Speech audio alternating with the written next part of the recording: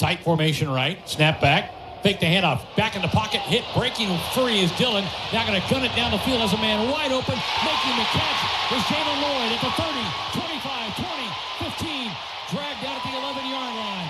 Jalen Lloyd wide open. Raiola able to break the blitzing backer off the edge to keep on his feet and fires it to Jalen. Hands extended, gets the snap. Looks middle, looks over the middle, pass fired, it's caught, 5, and that's Nelson into the end zone. Touchdown, Nebraska!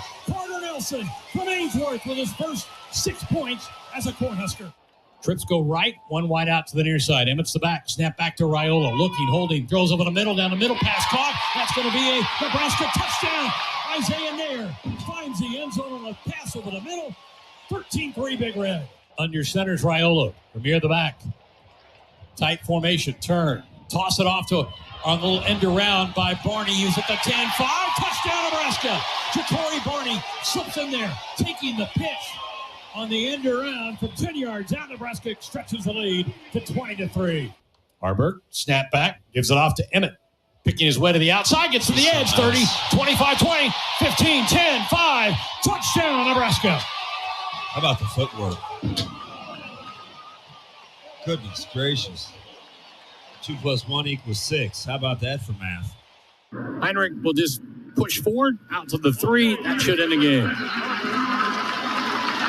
And Nebraska 3-0, first time since 2016, as the two teams head to the center of the field for some handshakes. Fireworks go off. And a final in the books at 34-3. They were bringing a lot of zero blitz. He checked, they checked, he reloaded it on the long touchdown run. But yeah, I mean, we'd like to get a little bit more out of the quarterback run part of it. But I'll be honest with you, Mitch, one thing I've learned, every time we put a quarterback run on tape, another team has to practice it. And so they don't have to necessarily work. I just have to chew up 20 minutes of their time each day, worrying about option, worrying about those things. Because we can run all the options with Heinrich. We can get under center still and run belly G option, right? We can do all that. Live from 50th and Capitol Avenue in the Big O. This is Mornings with Sharp and Handley on 1620 The Zone, 1620thezone.com, and 1620 The Zone TV. Now here's Gary, Nick, and Jimmy. I just got 3 things to say. God bless our troops. God bless America. And gentlemen, start your engine!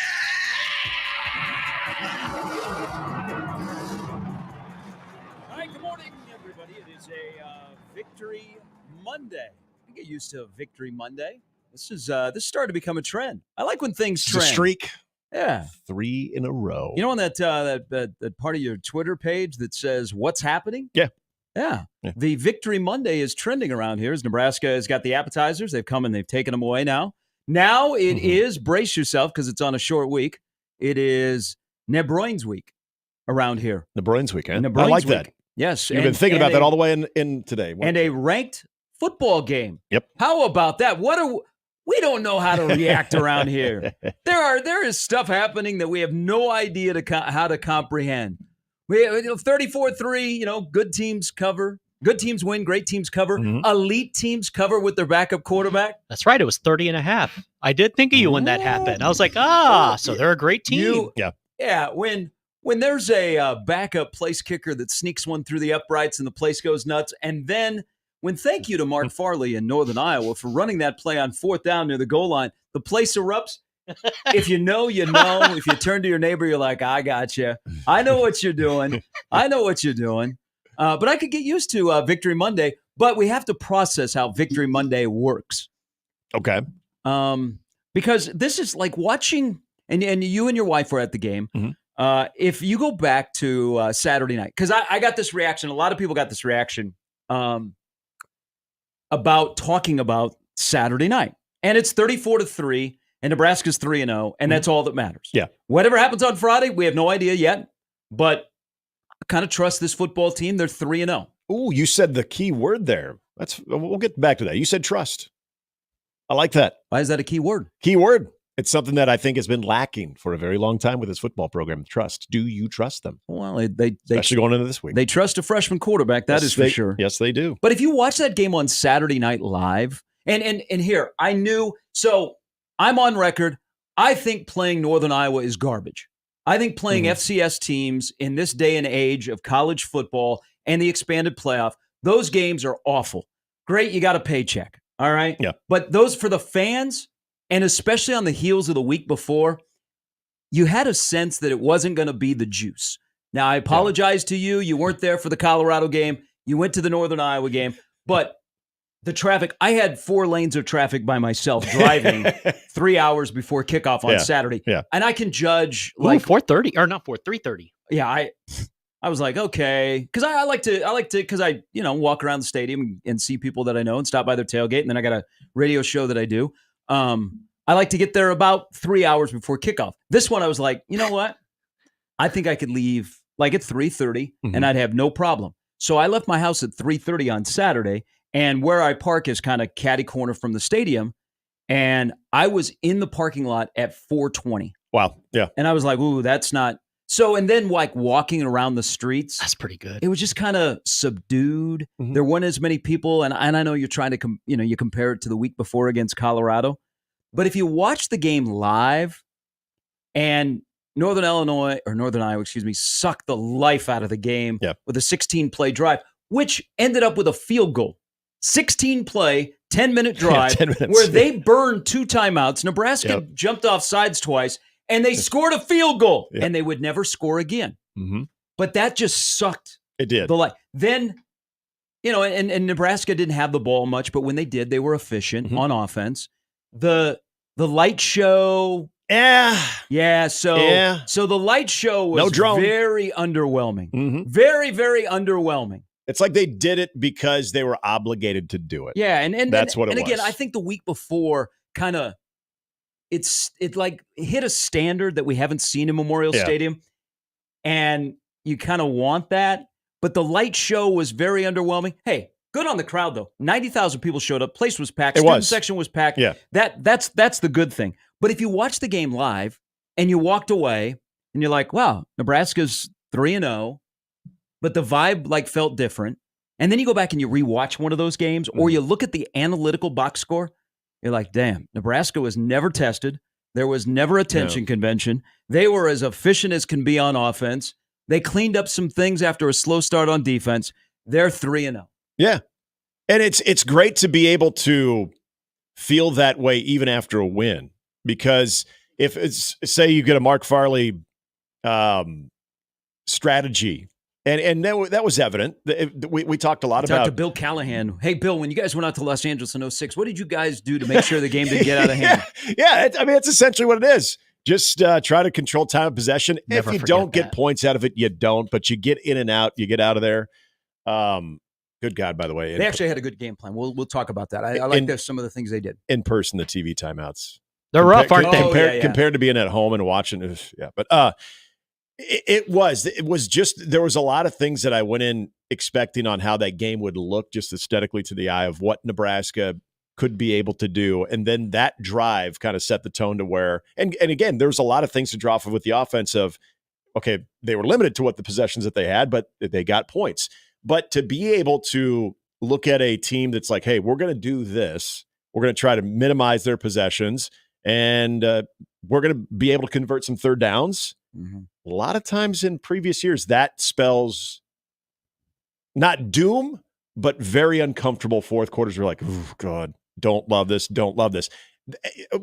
Even though it lacked maybe the wow factor of, God, Nebraska is just killing it right now. You never felt like, uh-oh.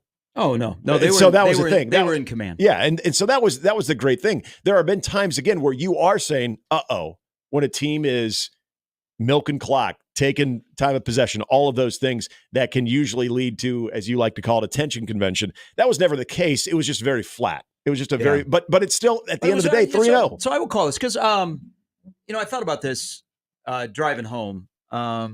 Peaceful drive, I imagine. Yeah. I mean, nice drive there's home. 1 or 2 games a year. I mean, the guys are 18 to 22-year-olds. They're going to have a letdown or, a curveball that's thrown their way that they have to adjust to in real time. But we might, and I thought about this a lot on the drive because I was by myself. I thought about Bo Pelini. I've done that. Oh, I mean, sometimes at night I think of Bo as well. Who doesn't? After Nebraska beats Northern Iowa 34-3, they commit no offensive penalties. Mhm. They do not punt the football. Buschini should give back some of his scholarship money because all he did is he went out as a captain, and that's all he did. Yep. Okay, he should give back some of his scholarship money. I was thinking about Bo driving home.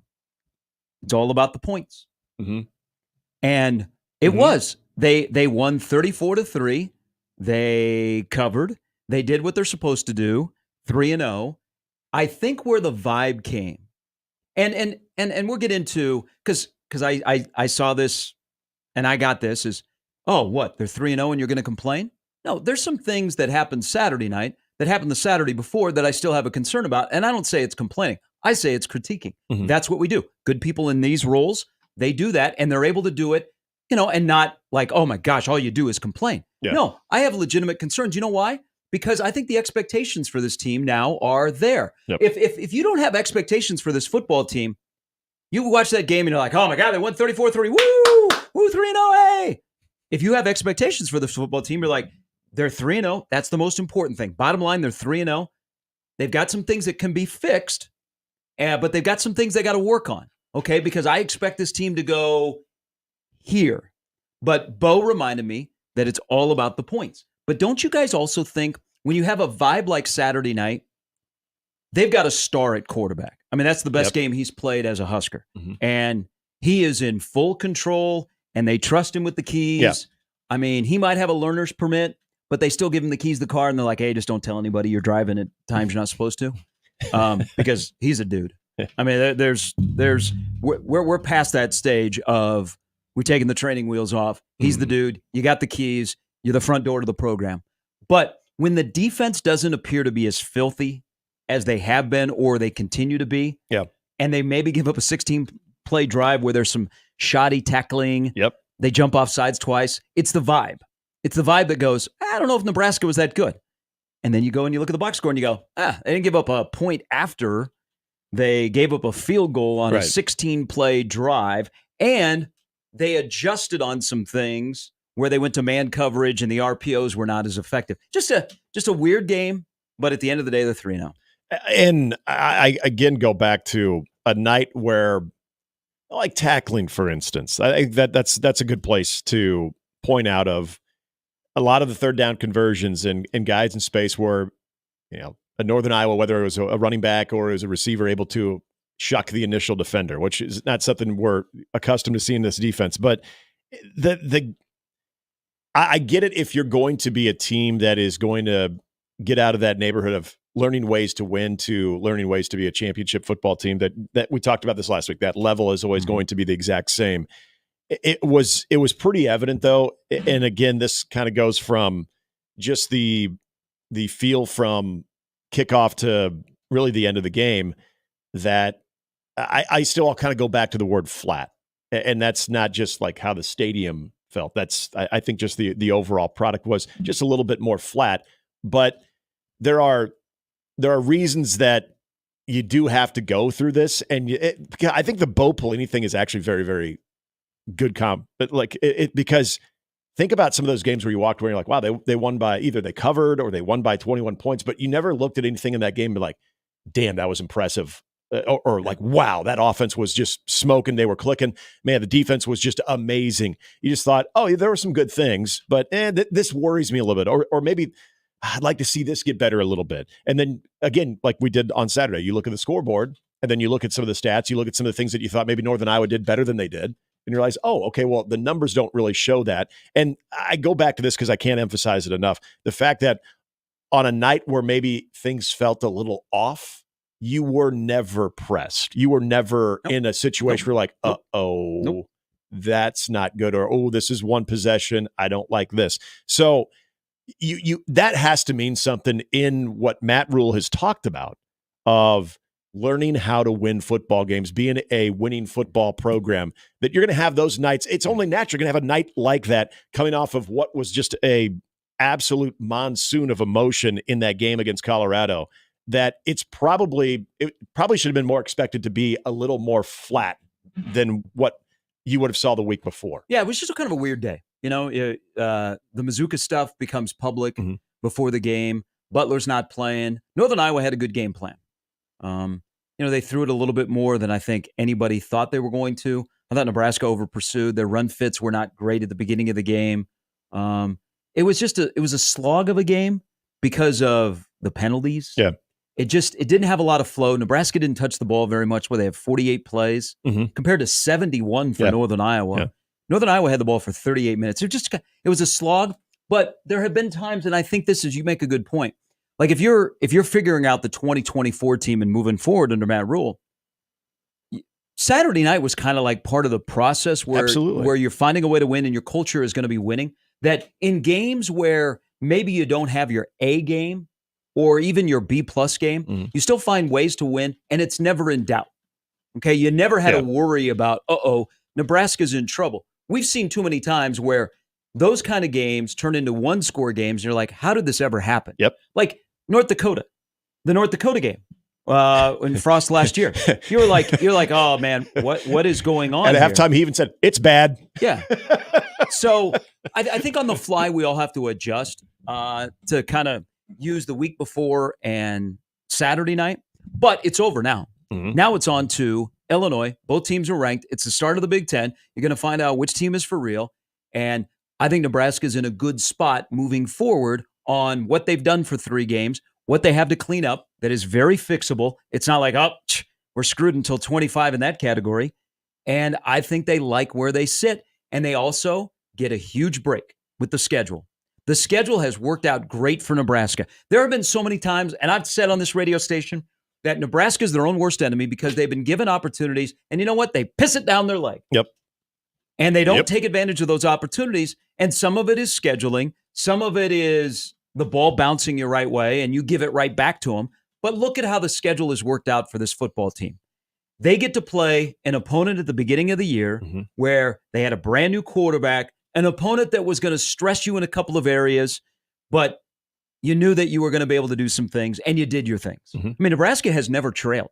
There are very few teams in the country that are not in that category. They never trailed a game.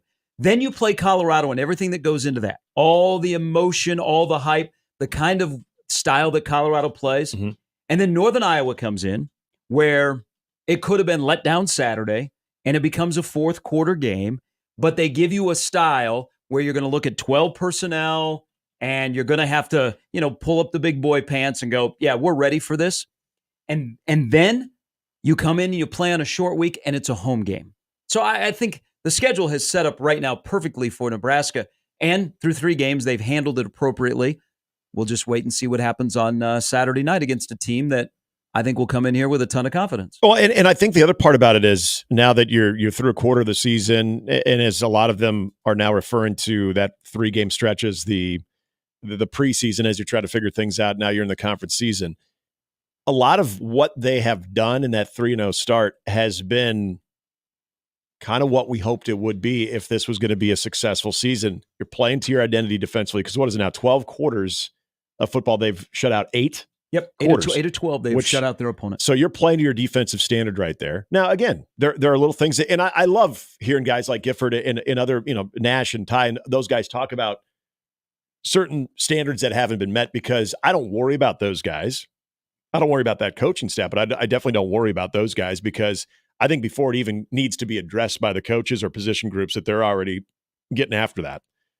The other part about it is we thought if this start would be a successful one, that you would also see elevated quarterback play. And again, Saturday will not be the highlight of Dylan Raiola's career, but Saturday was another important reminder of this is what you get out of efficient, smart quarterback play. Now, Saturday night was the best he's played. It is the best he's played, but it won't be his highlight. I hope not. Exactly. I mean, that's the thing. You're going to look back and say— an interception. That he did on a 50-50. It was a game that was a reminder of, man, this is kind of nice to have. In a game where the possessions were going to be at a minimum because of what the other team was trying to do, that you have a guy that can lead you down into the red zone and a guy that is going to make smart decisions when a team is going to throw a lot of desperation at you as well. So that was another part of this team playing to an identity defensively and better quarterback play. And to this point, in that 3-0 start, I would say those are two of the most important things that have gotten them to 3-0. I think any issue you had before kickoff Saturday night is probably still there. I don't think there was any new one that popped up. Mm-hmm. Like the defense, I thought there was some over pursuing. Their technique on tackling was a little bit off. Trying to tackle a bowling ball, who was really good. I mean, I like Northern Iowa's game plan and running back Edwards, his patience, and they spread you out. They did something that it was good that Nebraska was able to go against an offense that spread you out, and then they ran some misdirection. I mean, Northern Iowa played along. Mm-hmm. They're like, hey, Nebraska, we're going to show you some things that we think on tape we could beat you that you got to work on both sides of the ball. Like the man beater that Nebraska lacks at wide receiver is an issue. But on defense, there's like things that'll be cleaned up. Because here's why I think on that side of the ball, it's different. Not only the older talent they have and just talent, period, but they've made the switch to playing to their standard, not playing to their competition. Yep. Yeah. And again, that's another big step in that direction too I think there was this whole idea. Now, I don't think the coaching staff bought into it that they were just going to load up 12 personnel and they were just going to run right at Nebraska, and Nebraska couldn't wait for it. The way that they did, and you saw, I thought Aiden Dunn doing a good job, whether it was RPO or just design pass plays, where they were just showing that early and often and in first downs and in some second downs that they would get the ball out in the perimeter. They would get the ball out short routes and just try to move the ball that way so that defense couldn't just absolutely cram the box. So there were things that they felt, hey, this is what we've shown on tape, and this is also what we're capable of doing, and trying to work a short passing game in there as well. So I think what they tried to at least show Nebraska defensively, I thought it was pretty effective in keeping them on their heels a little bit. So until Nebraska adjusted. Yeah. I mean, when Nebraska, in the second half especially, when Nebraska went to some man, they were done. And they couldn't run their RPOs. I mean, after the first drive, it was, I don't know, it's just like a clunky game. Yeah. A clunky game that was never in doubt. Yeah, I mean, and that's probably the best way I would describe it. It's a clunky game, never in doubt. Nebraska's 3-0. There's a ton to like about what they're doing moving forward. You have a game like that every year, but you know what? I'll take a game like that every year if you win by 31. Absolutely. And you cover. Exactly. All of that, I think, is actually important. Well, I know. I've been here too long. I'm corrupted. The covering thing, especially if you put money on it. It's very important because I was saying this Saturday night. I was talking to a couple of friends of ours that are Nebraska fans. Of when's the last time that you could actually gripe about a game against whether it would be a group of five or an FCS team where a directional tech. You definitely did not play your best football, yet you covered. Yeah, and you look at the scoreboard and you say, you know what? In the 80s and the 90s. Yes, exactly. Crushed Arizona State. But you know what? That fourth string offense, right. Boy, they're going to have trouble if they're pressed into duty to run the triple option. That could be tough against Iowa State. I don't know if Lance Brown could get off on a man beater.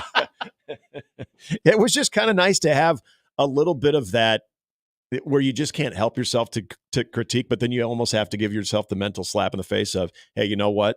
There are games in recent memory, in fact, last couple of years, that we haven't been so fortunate to be able to talk about. Hey, they still won, covered, looked, okay in areas to where you're like, all right, good. Now you set yourself up for the good short week. It's all of that matters.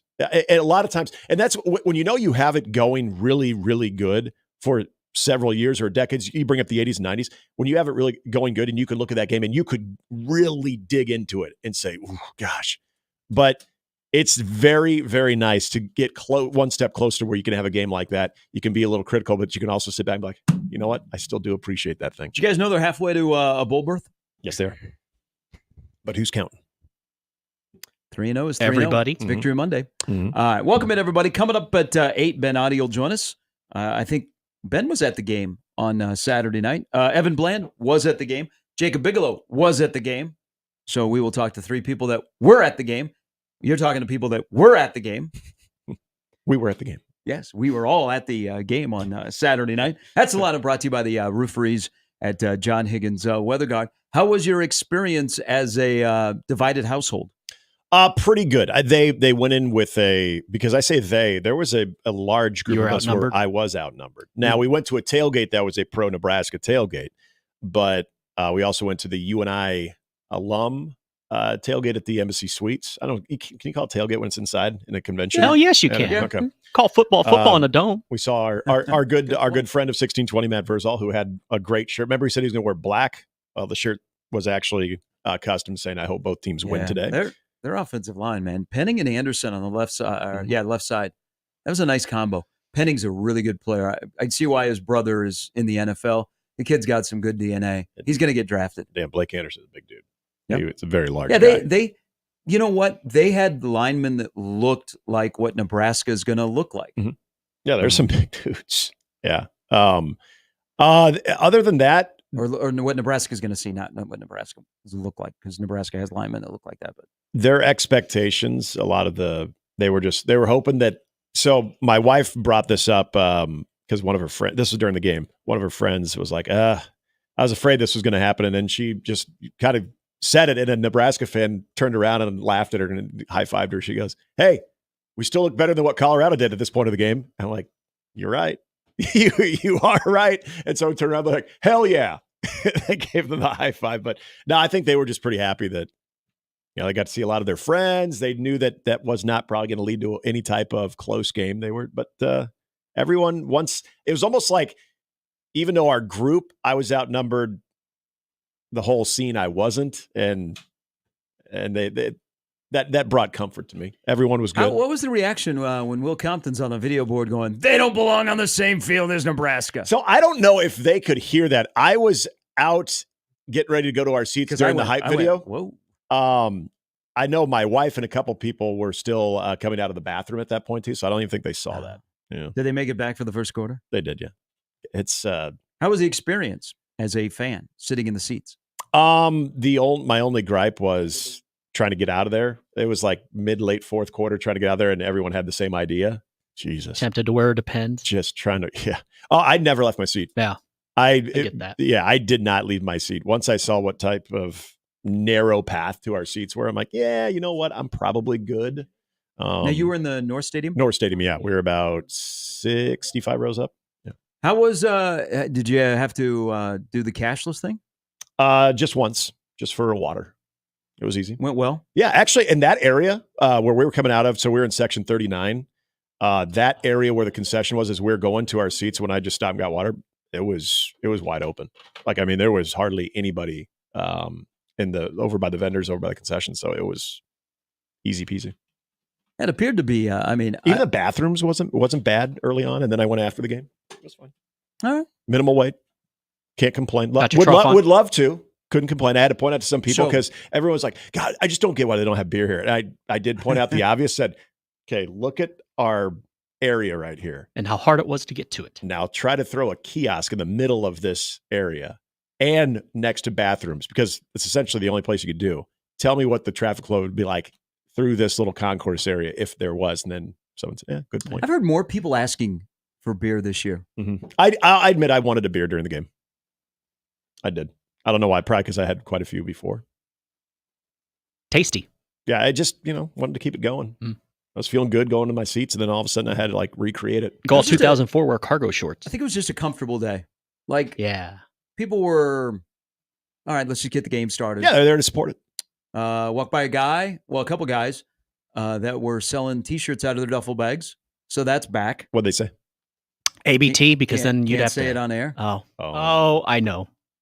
So I've seen the same guy. So for the Michigan game in 21, he had 2 gigantic duffel bags full of 4 different T-shirts, and he was selling them. And somebody from the university came up because, of course, they're not licensed. Mm-hmm. Yeah. I don't think the university would license something that has the F word on it. Nah, not yet. Maybe in Columbia, but not in Lincoln, America. So I saw him they took all of his inventory away, and rightfully so. I mean, you gotta license the stuff.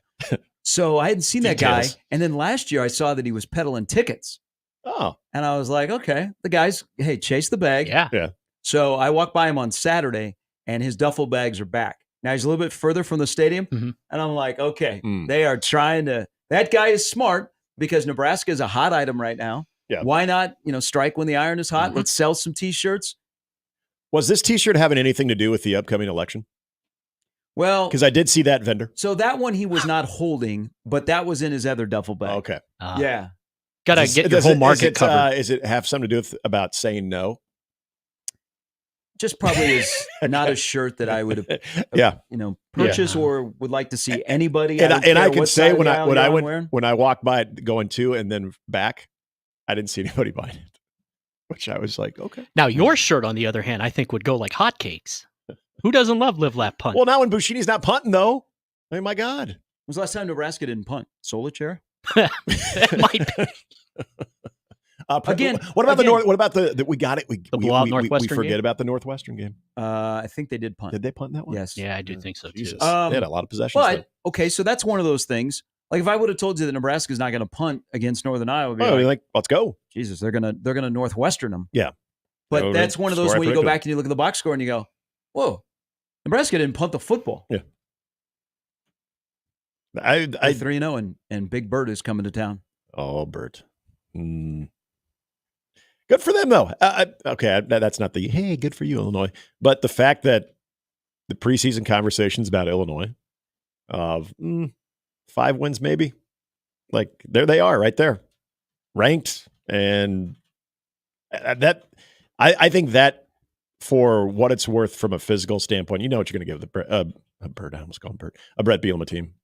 That's kind of the nice thing also about this last Saturday is a team that is going to do it better than what Northern Iowa did, but also giving you that type of physical look where, okay, you're going to have to defend a lot of variations of what we're going to do in the running game too. And then I thought Aiden Dunn thought he was serviceable. I really did. And I think Luke Altmaier he's kind of a better version of Aiden Dunn too. So there were some things though that I think are going to serve Nebraska well this Friday. Big difference is you got a guy that takes care of the football. Yeah. I mean, that Illinois has been really good in the red zone, and they've been really good at taking care of the football. Mm-hmm. I mean, they basically took care of business. It's a good recipe. They beat KU when they were ranked. Eastern Illinois and Central Michigan. They've done what they were supposed to do. I don't think they're on the level of his 22 team, but I think the line is right. I think the line is 8.5. Some places you can get 10, but I think 8.5 is right. Mm-hmm. So the line is not shocking, but it's go time. It's now the Big Ten is here. It's a Friday night in Lincoln, 400 sellout. People will be excited. People might already be tailgating right now. What was the last time nobody's working? Two Friday. ranked teams again. We discussed 13 against UCLA. That's it. Yep. So Nebraska and Illinois have met before in Memorial Stadium as ranked teams. This could be a good nugget. I should try to think about this. When would this have been? I'm now going to say it wasn't recent. That'd be correct. Mm-hmm. Was this Big 12 days when they met as non-con opponents? Nope. Tell me like Big 6 or something like that. Ron Zook was not the head coach there. Actually, the head coach's name at Illinois is a guy that is a backup quarterback, a journeyman backup quarterback in the NFL. Yeah. Early 80s. 1985. Oh, wow. 85. McCathorn Clayton against Jack Trudeau. Okay. Nice. Both Colts Illinois legend. and Nebraska were ranked in 1985 in Tony Memorial Easton had Stadium. been drafted already. Wow. Yeah, okay, then I was right because I said was this a game where they were non-con opponents? Yes. Yeah, okay. Yeah, that's what okay. Yeah. And when you said no, then I had to think, wait, Big 10? I don't remember them. Hey, both now, being ranked in the Big 10. there's a way to, because it's great that it's a ranked matchup, but there's also, if you're breaking streaks this year, this is the go time because Rule has a long streak against ranked teams. Nebraska has a long streak against ranked teams. Mm-hmm. It's the Michael streak breaker season. You know what's going to happen, by the way? So you mentioned the light show, which I tried to build up to a lot of the Northern Iowa folks that were with us. I'm like, oh, this is going to be really, really cool. Because they were starting like, yeah, you know what? Whenever you guys want to leave, I'm like, well, we're definitely staying for the light show because I want to see the drones. No drones. And on Friday we'll be back because they'll be for the 400th cell. They'll do something. No, that's not a guarantee. You don't think so? Because they had a frequency issue. Oh, really? Yeah. Now they're expensive as well. It's $100,000 for every drone show, but they had a little bit of a frequency issue. Okay. Now I don't know what the extent was going to be on Saturday night, but I was told that can be an issue to derail because there's a lot that goes into it. Oh, so they were going to do something on Saturday with the believe drones. Okay. I thought maybe lights they and fireworks still cool.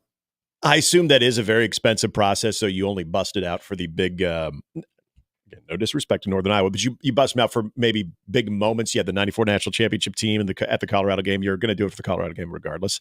You did it for volleyball.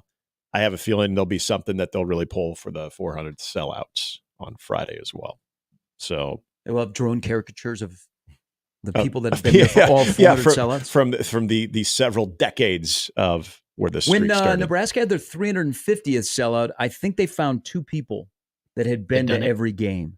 Wow. I don't know that 50 sellouts later, they've been to 400 sellouts. Yeah. Fingers crossed they're still there. That would be tough. And if they have, they probably can't make it to the games. Just gonna say. Unless they were children when they let's started. see, if you 38, 62, well, I mean, you still, like, let's say you started coming as a kid. Mm-hmm. Yeah, like a 4-year-old. You would be in your 80s. Mm-hmm. Like, let's say you came as a teenager, you'd be close to your 80s. Yep. It's possible. Mm-hmm. It'd be pretty cool to do that. Now, if you can do that with a drone, oh my God. Oh my goodness.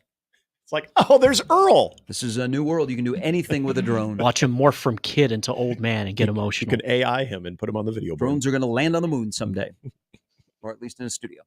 All right. You got the lineup. This is the show. It's on a Victory on Monday. Also, a very interesting day in the NFL with 1 to go. Monday Night Football tonight. Kirk Cousins is on your television and on your radio against the Philadelphia Eagles, who are a 5.5-point favorite. That is Monday Night Football.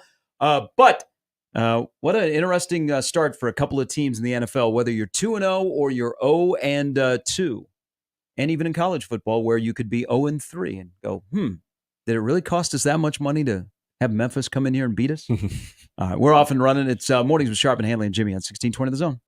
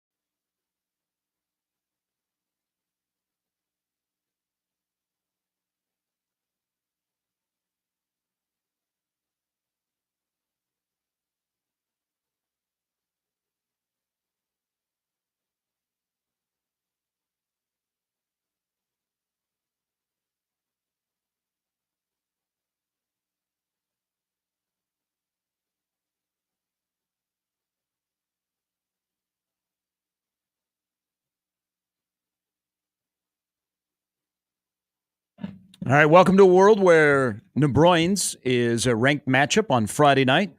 And if things go according to plan, a trip to Bloomington in mid-October could be a blank show of two 6-0 teams, Indiana and Nebraska. Makes you want to go to that game again, right? We were talking about Bloomington would be a good one to go. I think I'm going to Bloomington. Yeah, there you go. Be pretty in October. Be a good one.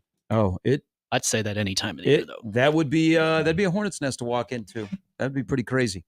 It's also pretty crazy how far UCLA football has fallen. Yeah. All right, let's start this morning on a Victory Monday with Andrew on the 42 Degree The Source hotline. Good morning, Andrew. Hey, how you guys doing? Good, Andrew. What? I've got two things I want to bring up. What was the deal with the tunnel walk and two songs playing at the same time? They have kind of messed up that tunnel walk too. I think I know what he's talking about. I think it was the music playing in the locker room for the guys as they're getting pumped up to go. So TV had Sirius in the background because that's what's playing in the stadium. But this is for the guys as they're leaving the locker room. So you get the vibe of them coming out. Andrew, Jimmy's right. So they in their ready room they play a song. Yeah. Mm-hmm. And then that's when the got me going. Husker Vision catches them. So that's probably what you heard. Yeah, Jimmy's right. And a nice pickup for Creighton in basketball, getting Hudson Greer. It is. You know what? You know what that shows, Andrew? You as a Creighton fan, is that it wasn't like breaking news. It was like, okay, Creighton got a 4-star guy. It wasn't like, oh my gosh, they got this 4-star guy. It was Creighton is Creighton, and they got a 4-star kid who is 6'6" and looks like every 6'6" shooter and cutter that Creighton has had under Mac. Yeah, it's kind of impressive how the recruiting under Mac in the Big East is gone. Yep. It's just amazing. I mean, we're not getting those kids from Iowa that. Well, you're not recruiting Missouri Valley Conference kids anymore. Yeah. You're recruiting. It is. And you're a national brand. Yeah. It's from going to Creighton games with my dad in the Civic and sitting in folding chairs, it's come a long way. It has. It's big boy basketball. Big boy basketball. Andrew, thanks for the phone call. So that came on Friday. The 8th time in the last 12 years they've gotten at least one 4-star. He is, like, you watch him play, and he's like a good catch and shoot guy. He's a cutter. He can play in the paint as well. He looks like a lot of other Creighton guys they've recruited that have played that role. There was a tweet that came out from, it was someone that was, I think, with like 24/7 Sports or something, and said he chose Omaha over Kansas and Alabama. And I'm like, Mavericks got him? Because then at the bottom, then it said Go Jays and it said Creighton with a big one. But yeah, just the tweet itself says picked Omaha over Kansas and Alabama. I thought, a good choice. I thought that was, this is a Creighton tweet. Why don't get this? It wasn't from anybody from Creighton too. It was like Clayton Collier, I believe is who it was. But it was very confusing at first. I was going to text you like, hey, who's this guy that you guys just landed? A 4-star? Jeez. He's skipping out on Kansas and Alabama to come to Omaha to play for Crutch? All right. Hey, the bull market's got a lot of cash. I was going to say, that bull market is... They actually gave the family a bowl. They are kicking in, man. All right. What is college basketball kickoff 7 weeks from tonight? Yes, probably. John Rothstein should tell us too. So. That's okay. It's 100 days of Christmas today. I was reminded by some PR firm in my email. Here is Nebraska ball, Mike. Gary, hi, gentlemen. Hi. You guys asked me about 3 weeks ago when I know we were back. Yeah? We've got to get through Indiana. Okay. Which is, I never thought I'd say it, but we've got to get through Indiana to be back. I don't know what the crowd's going to be like Friday, but listen, we need everybody. We need everybody to pay attention. We need everybody there early. We need everybody loud. Bielema is no joke. Bielema has never been a joke. This is not going to be an easy game. No, it I will don't not. like where it is in the schedule. I'd rather not be playing it, but we're stuck with it. Everybody. Hasn't Illinois won 2 straight in Lincoln? Mm-hmm. Yes. Yeah. Oh, people will show up. I mean, I have no worries that Friday night will be a good showcase for Nebraska football. I'm just hoping everybody's not falling asleep for the first quarter. Whoa. What do you mean falling asleep? Why would they? I was waiting. It's Friday. It'd be happy hour. Mm-hmm. Happy hour. It'd be Okay. late happy hour. Be like Bonefish on Wednesday. All right. I just, Indiana's going to be interesting too. Yeah, I mean that's still down the road. They got to play a Rutgers team before that, and they got to play their first road game. One game at a time, Mike. I don't think you need to worry about the crowd on Friday night. I think they'll be fine. Okay. All right. As far as basketball is concerned, Andrew, I've got one thing to say to you. Great. See you in March. Oh, well, I mean, they do play in December. How about I think we're November? Or November, you're right. That's right. We'll see you in March. Okay. I think we're both going to be good enough to make the show. Okay. All right. I like how you're thinking. Okay. But they do play in November. That's kind of that'd be a little important. That'd be fun. Benchmark. Are they that early? Nebraska. Yeah. Did they really open? Open in November, or did they wait till December? November 22nd. Yeah, night before the Wisconsin Ooh, game. a Friday night It'd be a game. Friday Holy night. crap. You can go down the street to the game. Clayton will never get my money for that. Okay. Damn. Well, I think They what don't Mike is need my implying money. is that we could maybe get that round of 32 matchup that we were denied in 2014. All right, Mike, have a good week, all right? All right, you too. All right, pace yourself. It's an early Friday game, all right? Don't be late for Friday. 7 o'clock Okay. kickoff. All right.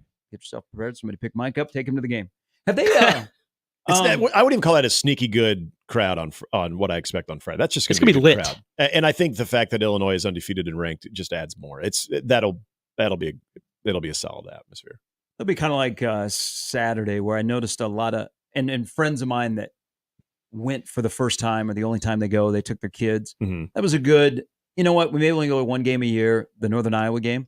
I don't worry about that unless you are, because you had plenty of time to plan to come in on a Friday if you're coming from a long way away. Yeah.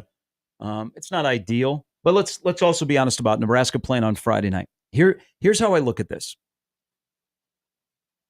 Nebraska has an opportunity to play themselves out of never playing on Friday night again, because as a brand, you're going to want them on Saturday, not on Friday. It's disrespect that Nebraska's playing on Friday. That's how the Big Ten has looked at Nebraska. Nebraska, you're not in the first or second tier. You're in the bottom tier. So we're going to force you to play a home game on Friday night. Nebraska can dictate, we're out of that tier. We're just Saturday. Have you seen our numbers? But this is the advantage of playing on a Friday. Again, I think the place will be rocking. I imagine the students will be lit. They haven't canceled school yet, have they? Nope. No. They going to let them out early? Yeah, they have to. The kids aren't just going to go. So there'll be like a lot of logistics because of parking lots and stuff, and I imagine a lot of downtown businesses in Lincoln will have a remote day. Mm-hmm. But here's what can happen with this game on Friday night, because it's on Big Fox, so a lot of people will be watching. There's really no competition. There's no NFL game. There's no other like big time college game. So it's the brand of Nebraska against Illinois. This is what can benefit you.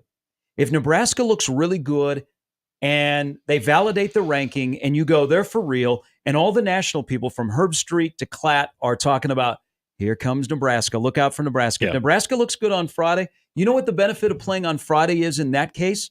Is that those Saturday morning shows on ESPN and Fox, all about you. They're going to talk about Nebraska because you were a standalone game the night before that everybody was sitting around in Norman, Oklahoma. I don't know where Fox is at. Norman, Oklahoma, watching that game in their favorite sports bar.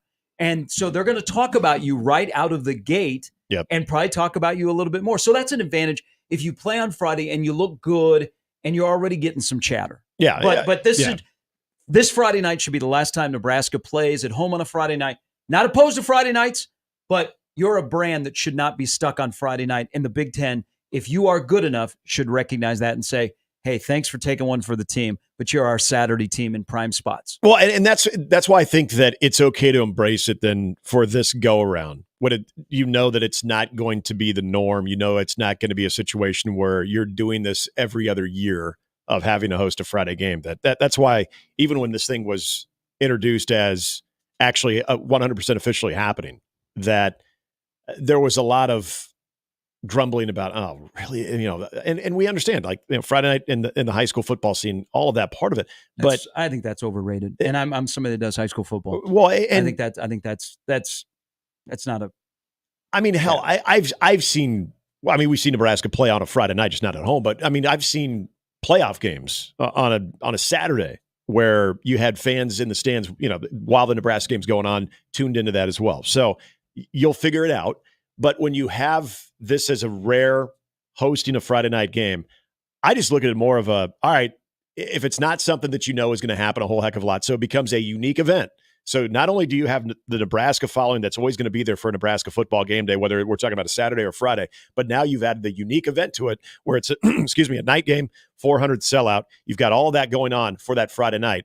It's going to be very well embraced. I never worried about it before, and now as we get closer, it's only gotten better because Nebraska has done their part and Illinois has done their part as well. So it just makes it that much better on Friday. All right, Jimmy's got an update coming up next. Ben Adi at 8 from the BA Coaches Show. A little breakdown of some things that Nebraska did well, especially offensively, and some things that they can clean up this week on defense before they face an Illinois team. Got a really good wide receiver.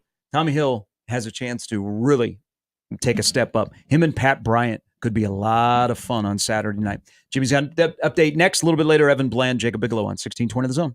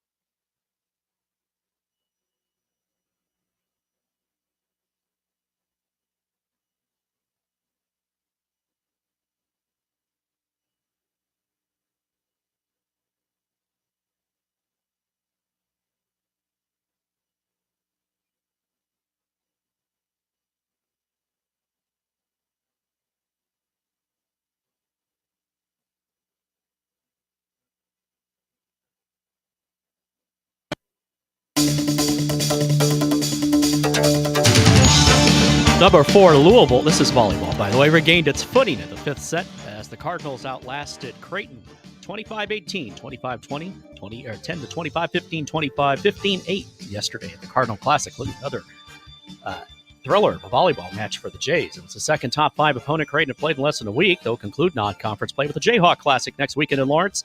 And take me with. The Blue Jays meet number 7 Purdue on Friday before taking on number 11 Kansas on Saturday. Nebraska volleyball takes care of Arizona State and Wichita State over the weekend, not all in one match, although they're good enough they probably could have. They next take on number 2 Stanford Wednesday night at Devaney. That'll be fun. Good luck getting a ticket. In the NFL, quarterback Russell Wilson didn't play a single snap in the Steelers' 13-6 snooze fest of a win against the Broncos yesterday, but Coach Mike Tomlin, he's the man. He still gave him a game ball. Not just any game ball. He called it a petty game ball, and I'm all about it. I love it. Tomlin said after, I think we all know Russ did dirty last year. Or actually, it was Justin Fields who said that. So he said, I know he wished he could have played today in this game, but it's awesome getting a win for him. He got a petty game ball. Russ, who was released by the Broncos 2 years into a 5-year, $242 million deal, was inactive as he continues to battle an aggravated calf injury. Steelers country, let's ride and stuff.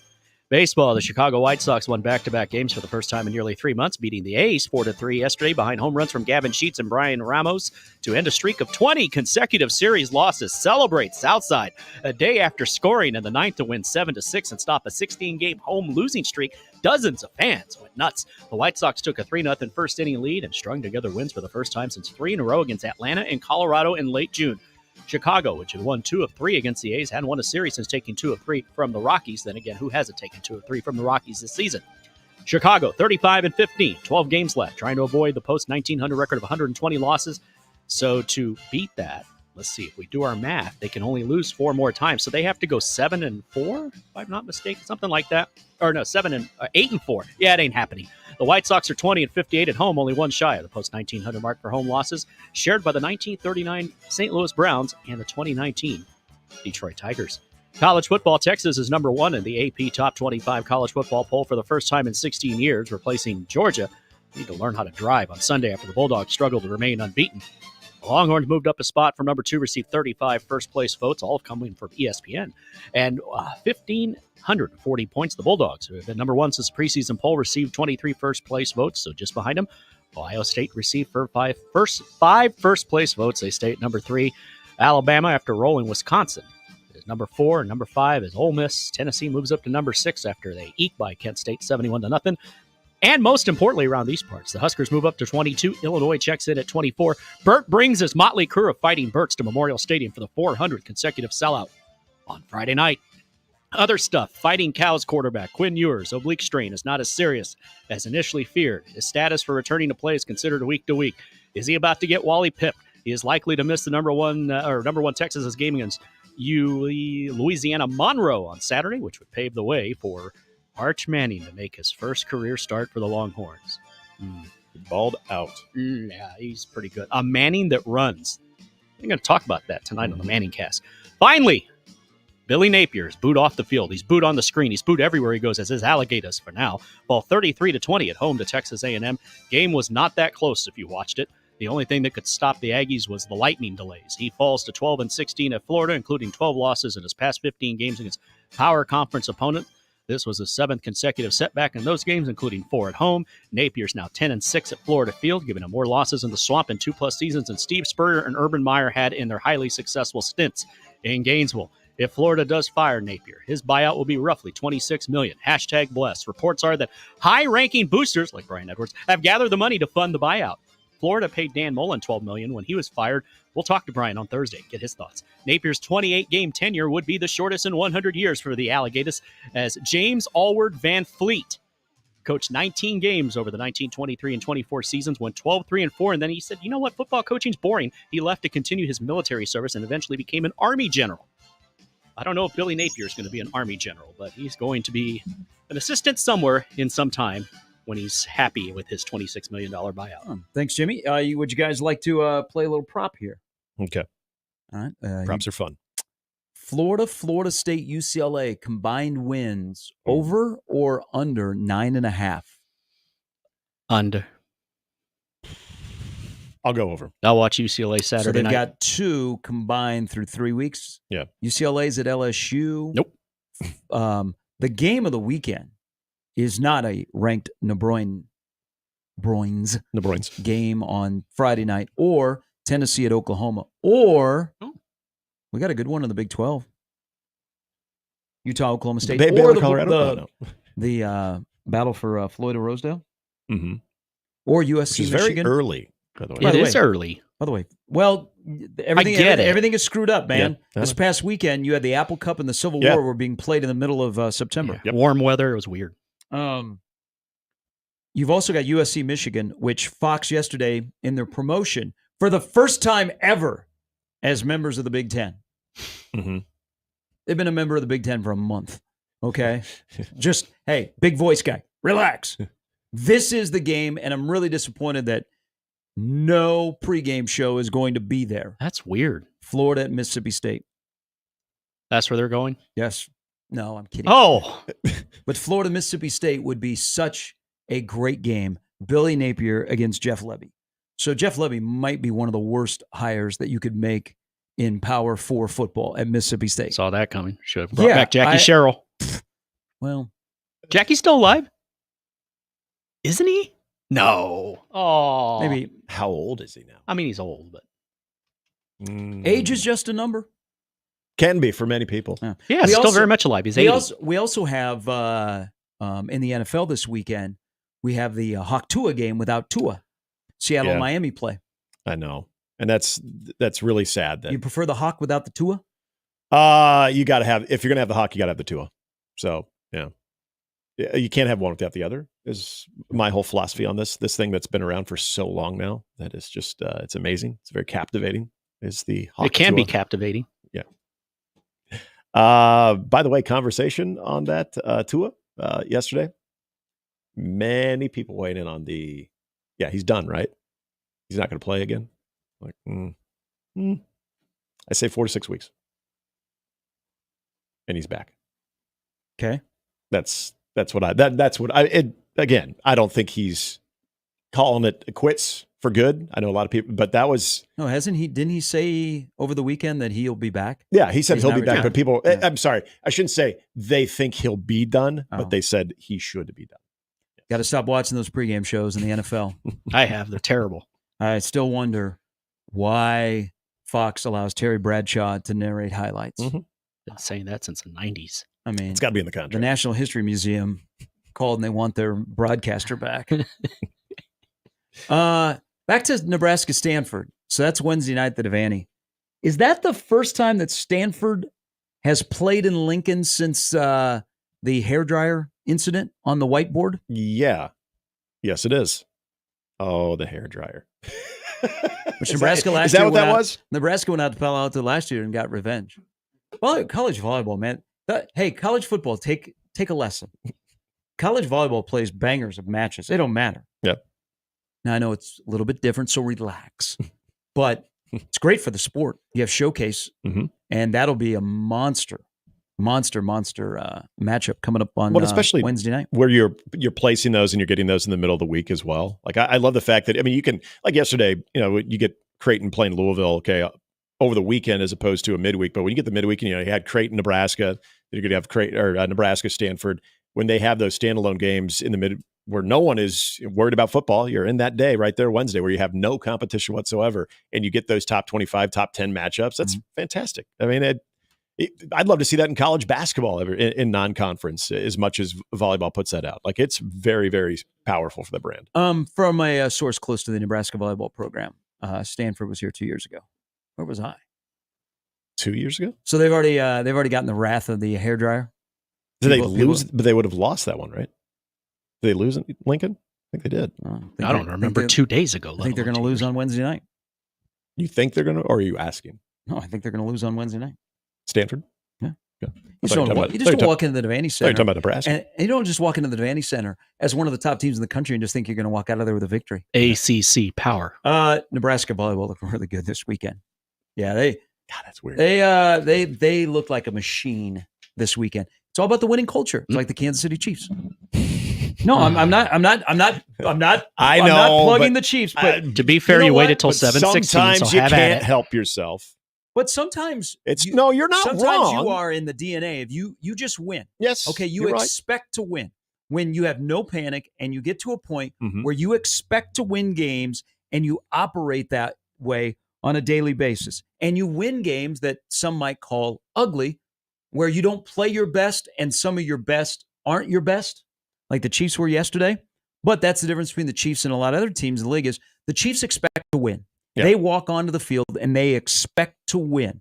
And when you can get to that level, you're cooking with peanut oil. It's kind of like where Nebraska is. Saturday night might have been a good view of the process of developing a culture of winning, where maybe you don't have your A game, you don't have your fastball. Sometimes that fastball gets lined off the wall for a triple, doesn't go for a home run, just goes for a triple. And you know what? And you know, one part of your game is not great, but you still win, and you walk out and you go, man, we won by 31. How about that? Yeah. And you go, well, you know what? We still got some things to work on. So you see the process of in a culture of winning. But I'm watching football yesterday, like we all are. Vegas must be building a ton of buildings this morning. Because the house always wins. Look at the underdogs yesterday. Yeah. I mean, people also are probably selling their house because of their eliminator pools. Oh, God. They can't stand the Ravens anymore. They can't stand the Cowboys anymore. I'm not doing a survivor pool this year because last year I took Minnesota and I was gone after week 1. But I gave good advice yesterday. A guy that I was having breakfast with, part of our Northern Iowa group, I said, take San Diego. LA. So take LA. Because again, you know, you can't, if you don't feel like you got to use them later on too. He's like, I don't think I would use LA later. I'm like, then take them. You're playing the worst team in the NFL. So that is pretty easy right there. And what's great is every time Carolina plays, you can pick that team, the team that they're playing. And chances are that's going to be money in the bank. But yeah, I'm not doing any eliminators anymore. Survivors, pool. I mean, what am I supposed to do the rest of 16 weeks? I was out after week 1. It was awful. Well, I took the Texans last night, so we're good.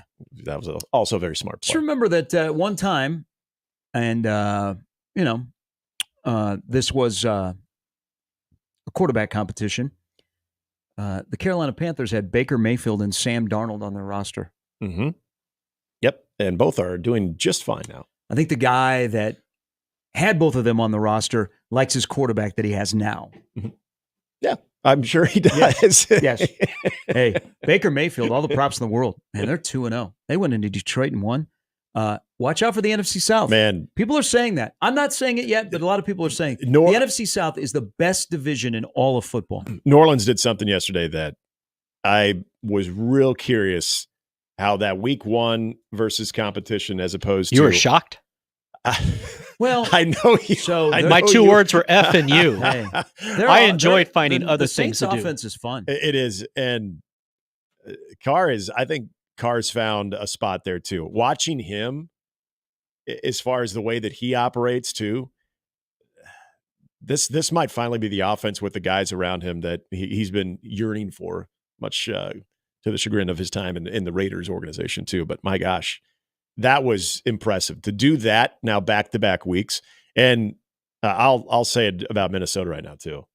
And the fact that they're doing this with Sam Darnold, it helps when you do have a Justin Jefferson and he can just basically take the top off of any defense in the world and you can get him the ball in those situations. But hey, Sam Darnold, props, because I don't worry about Minnesota's defense as much. It was their offense, especially when they were going to have to rely on Sam Darnold. Now we'll see if he can keep it going. But the interesting thing is not only that they're 2-0, but they're 2-0 because Sam Darnold has played very good in 2 weeks. That's because there are a couple of coaches in the NFL that doesn't matter who the quarterback is, they'll find a way to win. I think Kevin O'Connell is a really good coach. Matt LaFleur is the same. Yeah, that was 3 yards in a cloud of dust, and they beat the Colts. That was a popular. Like a lot of people were on the Colts yesterday too. Yeah, that was really because Malik Willis is awful. You got to trust Malik Willis, but you got to trust Matt LaFleur. I think he might be a quarterback whisperer. I did not have yesterday, speaking of Derek Carr, the Michael Jackson cringy touchdown dance. That was not on my bingo card. I didn't see the dance. I can't do it because I'm sitting down. Please, can you attempt? But you know how Michael Jackson danced? Oh yeah. What did he do? The moonwalk? And the grab? Yes, that was the crotch grab. That was the Derek Carr. That's the Marshawn Lynch. Hey, you watched that game because that was your team, Jimmy. I didn't. You did? Well, I mean, I did, but not all of it. How was Brady? Meh. It's okay. I mean, Was he better? I think he's getting a little better. Was he better than Romo?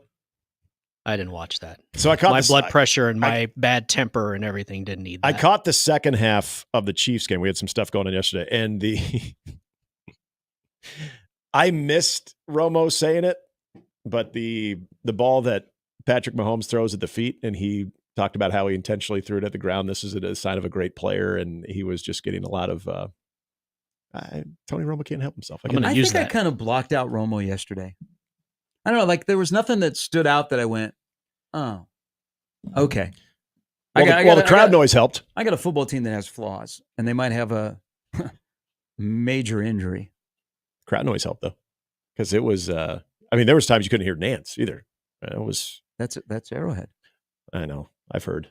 I've been there. I got a tight end with his girlfriend problem. Why? First time yesterday. Well, this is the power of the Swifties. Oh God! Did you see this last night too? Go on. No, that was that was like a softball for Taylor and Swift. Yes, next to each other. Yes, for the promo of the Falcons Chiefs game last week. Yeah. So yesterday, like Rice is a main target for Mahomes now. They're still trying to figure things out, and now without Pacheco, it's going to get really interesting. But Rice has become like a main target, and everybody is queuing on 87. So Kelce yesterday was the first time, listen to this stat, first time since 2018, Travis Kelce in an NFL game did not have 3 or more catches. He only had 1. So the Swifties were upset at Mahomes. Hey, it's not Travis's fault. Travis doesn't look the same. Like physically too. He looks like he's 35. What did Mickey say about women? Make you weak in the knees?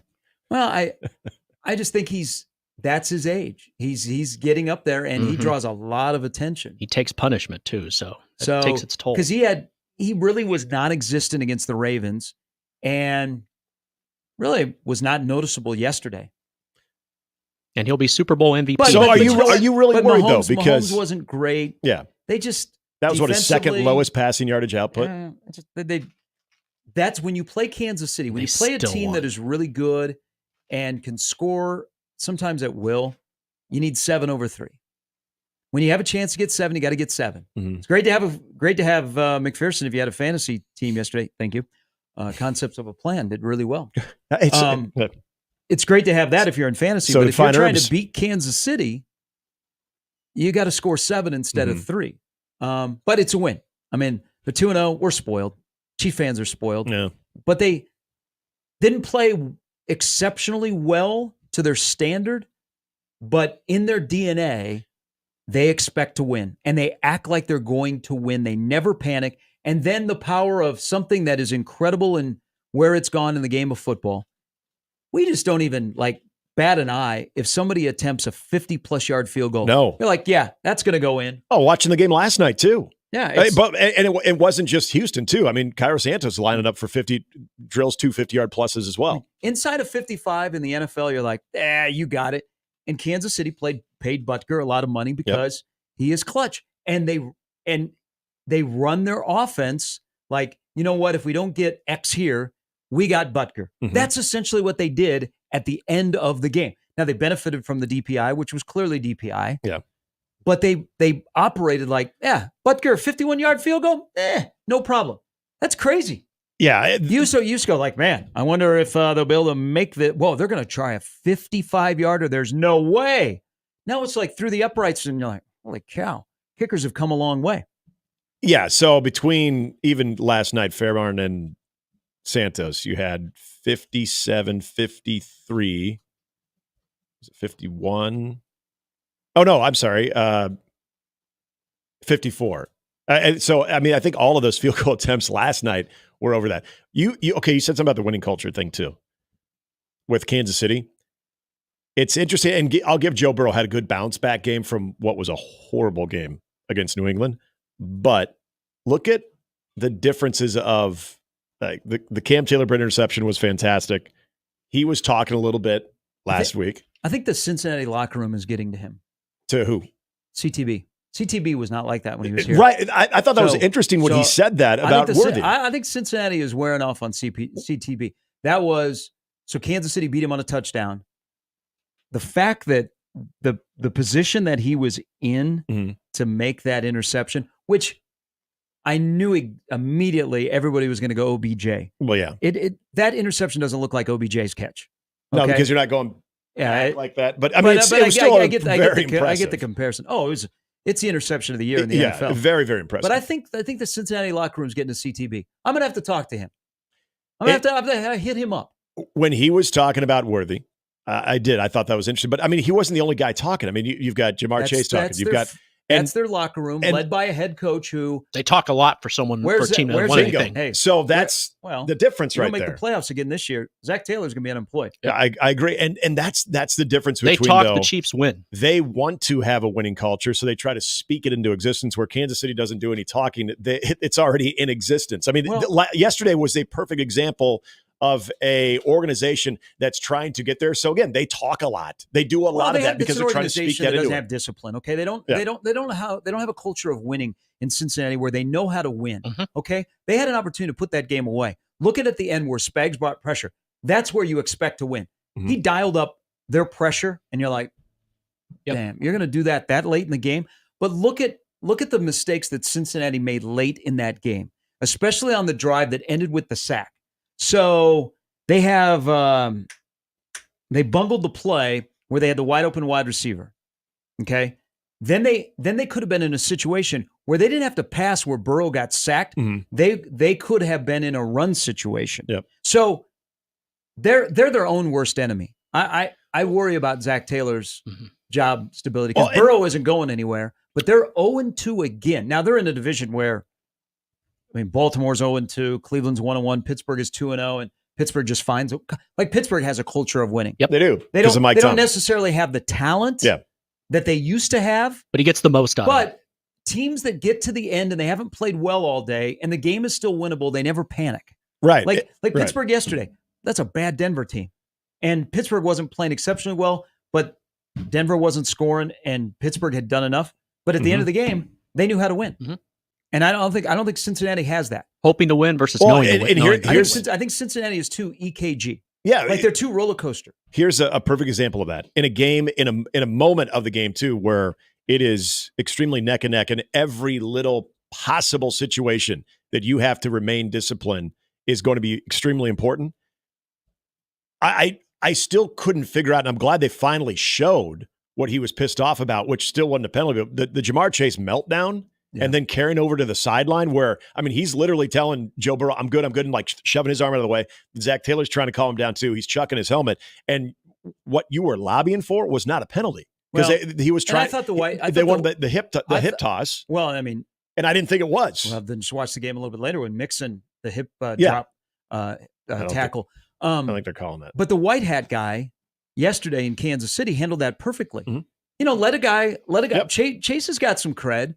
Let him chirp one more time. Then the third time, it's like, that's enough, 15-yard penalty. I thought he handled it perfectly.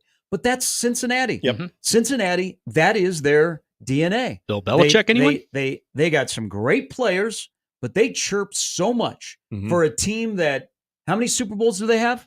0. They've been to 1. They've been to 1, but lots of people have been. People bought tickets and been to 1. With this regime, yes. Okay. 0. What's their streak of going to the postseason at? They have not gone now the last 2 years. This is the part about. I got a Bengals hot board already. With whatever. We're still early. It's a good job. But, you know, what if Joe Burrow, you know, all of a sudden him and Zach Taylor get sideways? Zach Taylor's out. So I saw this. This was shortly after that whole incident happened with Jamar Chase that someone said, boy, the official has rabbit ears. And to your point there, you knew it was bad when Joe Burrow comes about 15 yards to get his man out of there. He clearly heard something that, all right, we got to get him out of the situation because this is only going to turn bad for us. So I think you're right. I think there was your normal disagreeing or trying to lobby for a call, and then however it got personal or the attack on the official verbally must have been pretty significant for even your quarterback, because you don't see that when a guy's lobbying for a call or a PI or anything like that where the quarterback is on a dead sprint to get him out of that situation. So that tells you all you need to know. And Again, the amount of talking that they did all week. Winners win. It was a true it was a culture type win for Kansas City, but it was the contrasting styles of the different cultures of we try to speak it into existence, so we're going to run our mouth, where Kansas City doesn't have to say anything because they can point to those titles up there. On your team there, Nick. Oh God! First of all, is Caleb still alive? I love the jerseys. I didn't like the helmets. The helmets, I like yeah. the jerseys. The orange look, I've been a fan of one, and they used to do those for some of the bigger games, even going back to like 2016, 2017. Who will be your head coach in Chicago next year? I have no clue. Because Caleb Williams will be your quarterback, but who will be your head coach? You got a hot board? Because you can't allow Matt Eberflus to continue to be the head coach of the Chicago Bears if Caleb Williams is the starting quarterback. Well, this offensive line is a joke too. Yeah, it's so bad, and they're actually healthy. Well, the problem the last couple of years is that offensive line has not been very healthy. So now they're actually healthy. It can be an offense, and they got an offensive line problem. There is no doubt about that. But boy, they are. Hey, scared money make no money. They are scared money calling plays with him. Yeah, and I'll give him credit. I'll give Caleb Williams credit. I mean, Jimmy, you just asked the question, like, is he still with us? Like, he took some punishment. They just showed those shots. I'm like, damn. Well, he did, and he got hurt by a couple of drop balls. So that's 2 straight weeks they dropped a ball in the end zone. Yep. But he's still. There's nothing in the 2 weeks that I watch him go, man, that's a franchise quarterback. Because when he starts running and spinning, I'm like, whoa, where are we going here? Well, it's like Shador running for his life. He will need a different head coach and a different offensive coach. Yeah. I think the first 2 weeks, they don't even have 400 yards of total offense, do they? No. It's in the National Football League. Well, and even with Keenan Allen out, it still is a offense that lacks some. Like DeAndre Swift can't go. I mean, that's a guy that you can utilize not only in the running game but in the passing game as well.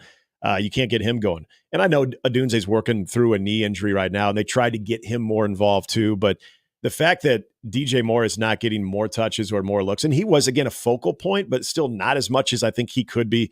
There's the thing I like about Caleb Williams compared to Justin Fields is he's not one look and then he's trying to use his legs and get out of there. The problem is, though, that pocket collapses on him so quickly that all he's trying to do after that first one, the first look is not there, he's chucking it to either sideline. I mean, it just swallows him up. So it's... You have to be. I mean, you already knew what you're getting. You have to be patient with him. Yeah, but man, they got to let him cook. Mm-hmm. I agree. Mike McCarthy be available next year. He's good with offenses. Well, isn't Prime going to be? There you go. There could be. I know it's only 2 weeks in the NFL. Boy, there could be quite a few like marquee jobs that are open. We just named 3. I mean, well, and good jobs. Think about the Bears situation right already now. Back at MetLife today. Think about the Bears situation because. You've got a team. The reason that they were competitive last night and the reason that they won against Tennessee is because of their defense. And it's interesting because that's Matt Eberflus's expertise. Their defense is getting better and better. Like that, I like their defense. I thought that might be a little bit of a problem area, especially up front with anything opposite of Montez Sweat. But they look fine. They're getting pressure on the quarterback. The offense for the offensive line, I thought, is as long as the offensive line is healthy, they're going to have a shot to really take a step forward offensively. My God. I mean, they actually somehow got worse. Yeah, with 36 of his 49 dropbacks. He was under pressure. All under pressure, yep. I mean, that part of it's bad, but also, and this isn't like old school trying to go back in the days when the Bears ran the football well, but when you cannot run the football and how that ties one hand behind your quarterback's back because you can't run the football effectively. Like that's a big problem. They have what Houston is doing with CJ Stroud and Houston's offense wasn't great. And Chicago's defense played pretty well last Schultz night. looked better at least. Is you draft a quarterback and then you support him. And I think the front office in Houston, along with DeMeco Ryans, it's a great combination because they supported Stroud. Now, the Bears have supported Caleb Williams, but just like a discussion last week about Colorado football, your number one asset is your quarterback. What's your mindset? Let's protect the quarterback. Yeah, where's your investment in the line? Let's get people that he can get the ball into his hands. Yeah. And, Houston has supported CJ Stroud, and so they've taken off a little bit sooner. Mm-hmm. I mean, you have no choice but to be patient with Caleb Williams. Oh, yeah. I'm not putting this on Caleb Williams. You got a scared offensive coordinator, and I think you have a bad head coach who is he supposed to wear glasses? Eberflus? Yeah, the play with the catch by Diggs right in front of him, they challenged that was clearly a catch. Oh, yeah. I don't know what the hell they were. It was right in front of them. I have no clue what they were doing. And then, of course, that's the name of the highlight video. Not video that it mattered year. because they ended up turning it over on downs, but you would at least have one more timeout in your pocket there for a game that was the thing. Again, I give a lot of credit to the defense because for a while there, Houston was having their way in the first half. Third quarter especially, defense just smothered, absolutely smothered Stroud. And so despite the offensive woes that they had, you still had the football with a chance to win the game. You did. And so that's the frustrating part is probably doesn't want to see the DJ Moore reaction to the final pass by Caleb Williams. Oh yeah. And they should all be frustrated, but I should really be frustrated when dude throws a punch. Yes. On the sidelines, and that didn't even get flagged. Yeah. I mean, that was, and that again, in a Buddy big Ryan and Kevin Gilbride? in a big moment of the game, which also would have had the guy ejected too. That was a tough one to swallow. But again, it's watching the offense. I'm trying to see signs that things have changed. And boy, okay, we got a guy. And again, I'm not putting this on Caleb. I really am not. But the fact that always felt as long as the offensive line with what they had was healthy, that they should be taking a step forward. Somehow, when they had a pieced together offensive line, it was probably just as good. In fact, in some areas, maybe even better because at least they ran the football a little bit better last year. Yeah. It's somehow worse. So not investing into that part of this team, that's probably going to be the undoing of the season. Ed in the Equitable Bank inbox says, diehard Bears fan. He said, yes, the offense have no idea what they're doing with Caleb Williams and their weapons. 353 yards of total offense in the first 2 weeks. Mm-hmm. Where's Cole Kmet? Cole Kmet's a good tight end. Where the hell is he? Well, talk to your OC. Scared money, man. Yeah. Scared money don't make no money. I know it's I like that. It's a rookie quarterback. It's the NFL, but I'm looking around, and maybe this is the year of the defense. Defenses have had first 2 weeks in the NFL have been pretty salty, and you haven't seen like huge, big, explosive numbers from quarterbacks. Right. Yeah, and that's a fun and gun that's offense. the type of offense going to lead to that. Yep. So maybe it is the year of the defense, but I just think at some point you got to take the training wheels off. You got to trust. Yep. Okay, and let them cook, and then back it down to go. Okay, we tried. Let's work on this, and then we'll try it again. I just think their play calling, because I watched a lot of the Titans game and I watched all of last night. It's just they're like, don't throw the ball down the field, please. Mm-hmm. And I'm sure that'll be like, oh my God, we threw the ball down the field. You got picked off. We're going to go back to just throwing screen passes. I spent a lot of money on my quarterback to not have him throw screen passes or check down. Well, they're going to get DJ Moore killed too because they're getting him out on the edge. And it's funny, we've talked about Nebraska's perimeter blocking. Chicago's in 2 weeks is awful. Yeah. And then he's hung up DJ Moore a few times. DJ Moore, even though he got paid and everything, he's frustrated because he's a competitor and he knows he's the biggest weapon on this team. And even the way that they're utilizing him, more in the flats, more in the short yardage situations, as opposed to letting him get some deep balls too. It's just, this is a Shane Waldron offense. And this is where I think Matt Eberflus wanted a guy that, hey, comes in with some offensive pedigree from Seattle. Please, you handle this so I can concentrate on the defense part of it. But as the coach, as the CEO part of it too, you got to be able to say, you know what, I don't like the way you're using that guy. Or I don't know what type of communication is there, but what they're trying to do offensively, because I thought this going into the season, other than the offensive line, if they're healthy, is you've got two very established wide receivers in Keenan Allen and DJ Moore. You've got a third that has a chance to be really good in Rome Odunze. But I kept throwing Cole Kmet into that mix of, at times when they try to get him the football, he looks like a legitimate NFL tight end. He has been absolutely MIA. And not even, it looks like he's not even part of the design or the concepts, which, again, just baffles me. An interesting start in the NFL. Some teams that are 0-2 that have head coaches that have been there for a long time, that you start to go, Bears are 1-1. Well, it doesn't feel like it, does it? Sure, teams like the Ravens feels like sure it's like the 0-2. Ravens are going, man, we're 0-2, and for some reason, the Ravens have a history of blowing double-figure leads. They should never have lost that game yesterday to the Raiders. So bad. There's a lot of eliminator pool people are going, absolutely, you're right. Yep. All right, Ben Audie's going to join us coming at the top of the hour. We'll break down some things that went on Saturday night. And moving ahead against Illinois, who Luke Altmaier takes care of the football. It's probably not on the level of the 22 team. I don't know that they run it as well or stop the run, They don't have a But- Chase Brown. but they have not. They don't turn the ball over, and they're successful in the red zone. Mm-hmm. And they'll probably try and shorten the game and play the game in a phone booth. But keep in mind, that is their MO. Nebraska beat Illinois, being Illinois last year in Champaign. Yep. A game that Nebraska never trailed. They forced Altmaier to throw the ball nearly 50 times. They picked him off once. They beat Illinois, being Illinois last year. They exposed that team last year. Mm-hmm. Is Nebraska built better this year to beat Illinois, being Illinois, or beat Illinois playing Big Ten football, which is played in the trenches? We'll get into that with our guests that include not only Ben Otte, but Evan Bland and Jacob Bigelow on 1620 The Zone.